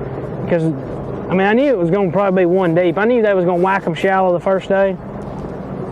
But, I mean, 3 days, deep fish usually win, or 4 days, deep fish usually win. Yeah.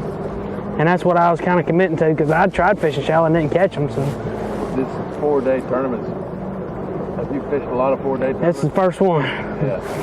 That's why I don't know if I messed up by leaving them or not. It makes a difference, doesn't it? Yeah, I mean, it's a big time I mean, you never know. It's hard to keep fishing for that. Right, so that's why I left them alone at 8 o'clock, so I don't know. I mean, I may have messed up, but at least I know I didn't. I mean, I made myself some money, so, and I know I'll still be halfway in contention no matter what, so, with 2 days left. Right. Because I don't think anybody's going to bring in like 25 pounds, so. Right. And I'm not that far behind what I had yesterday, so.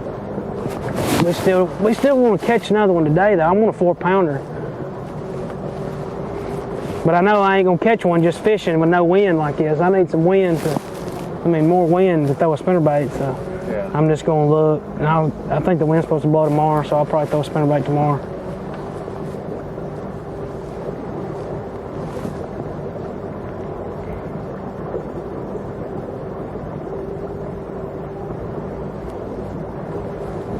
It'd be nice to find one right here, because you know nobody's fishing this little stuff.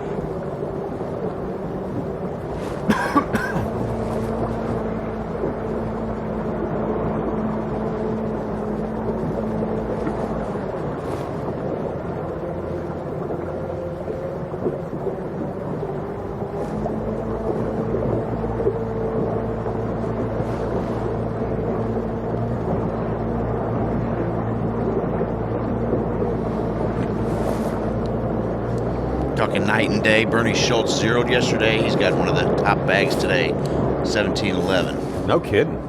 What position is he in right now? Oh, he's 74th. Oh my God. Way down. Jared Lintner did about the same thing. He's caught 1610 today, but only had like 4 pounds yesterday. 3 rookies on top of the leaderboard. Has it been 10 years since a rookie won the first event of the year? Heck. Was it Remitz? Remitz, I'm guessing. Do you know it's Remitz? I don't know that. 2006, yes. I'm telling you, Seth Feider has a very... 7? Yeah. The Thing by John Carpenter, Kurt Russell look going right now. I'm He sorry. does, yeah. Does he not? Yep. Is it me? Yeah, exactly so. Yeah. Yeah, a little bit of Red Dawn mixed Yes. in there. Sure. You're right. Yeah.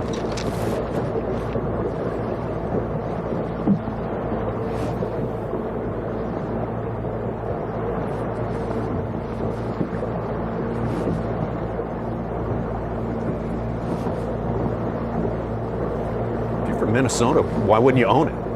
Absolutely. Right. Absolutely.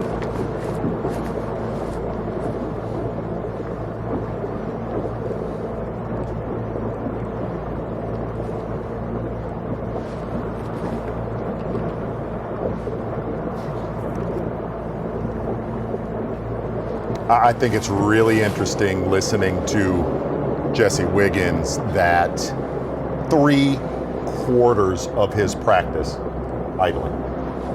Idling. And idling. Yeah.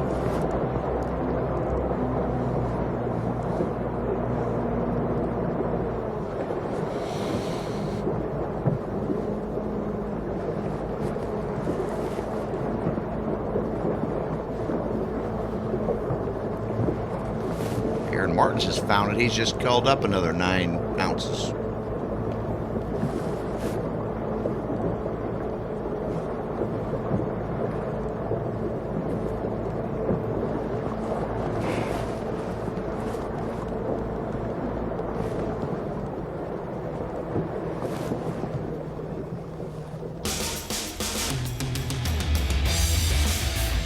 Well, we're going to let them fish on. They got a little while to go before they got to turn around.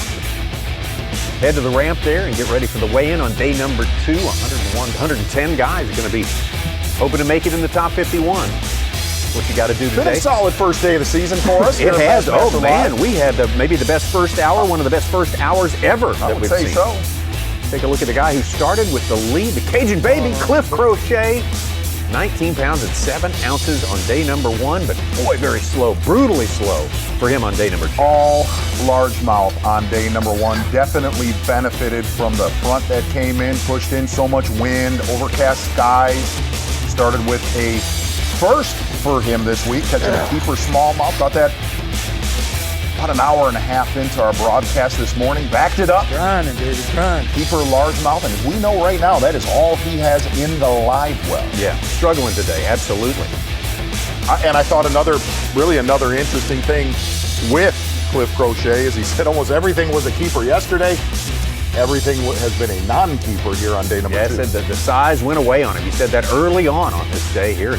He was right. Brian Snowden, as you wasn't a very skillful prophetically pointed out, a guy from Table Rock is going to prosper here. That guy's been Brian Snowden for sure. No doubt about it. Brian Snowden really said the similarities here, and we covered it early in the broadcast today. Really, from Table Rock to this lake, he said, really the only thing that's missing in this lake is a bunch of flooded timber. Besides that, you are looking for the exact same sort of stuff. Slow, deep tapering points, little rock veins. Brian Snowden, not as big a stringer today, but yet still a solid limit in his live well. How about Seth Feider? Seth Feider, last winner on an Elite Series related event. That would have been the Toyota Bassmaster Angler of the Year Championship. Really smashed, bang up into his season in 2016, trying to make the same thing happen early this year. Seth Feider was very worried coming into this tournament, had a horrible pre-practice about a month and a half, 2 months ago. Come on now. Said he turned it around, started fishing his way, the way he's comfortable up in Minnesota. The only negative of the day so far, well, two negatives. Lost a few critical bites early, and the other side of that is Feider, the most of his damage yesterday was from noon till about 2 o'clock. That bite seems like it has disappeared. Feider with 18-10 on day number 1, so we'll have to rely on that a whole lot to help him propel through what happens at the end of the day today. Again, he's got plenty of time to make a couple of good calls and be right in there. Let's talk about our power pole replay of the day. You know it's got to be Jesse Wiggins. Jesse Wiggins was a story in that first hour and 15 minutes of fishing on his part. One of the most incredible things I've ever seen. Yes. I'm going to call it out to both of my friends here, Tommy Sanders and the Such. Yep. Could you name another 1 hour flurry like we got to see this morning from Jesse Wiggins from any other event? Yeah, a full hour, I don't think. A full hour. Just a full hour of mayhem like that. Now, granted, but it was 8 minutes. We would have had that last year with Edwin Evers at the Classic. Oh. Were we able to see it? Right, but anything that I cannot remember any 1 hour flurry like this. That was just, it reached the point of where you say, come on, man. Come on, man. What is going on here? Now, he backed off of him at about 20 after 9, kind of backed out of that area. We will find out. Was that a smart move? I say absolutely. Probably so. What did he stand to gain by sitting there and trying to cull another pound? He might have gained another pound and burned 6 or 7 more, 3 something. Right. Good call. Hey, listen, I'm not going to second guess that, dude. No. That is a true Alabama hammer. Absolutely. Jesse Wiggins, the rookie right there. Jesse Wiggins on top as far as our unofficial scoreboard goes right now on Bass Track. Another rookie behind him, Jamie Harton, who, for all the world, it looks like we're going to meet tomorrow from New York. Skylar Hamilton, also in there in our top 3. Seth Feider, Ott Defoe. Rounding out the top 5, we will see you tomorrow at the same time, 6 a.m. Central, 7 a.m. Eastern. Weigh-in coming up at 3:15 Eastern Time.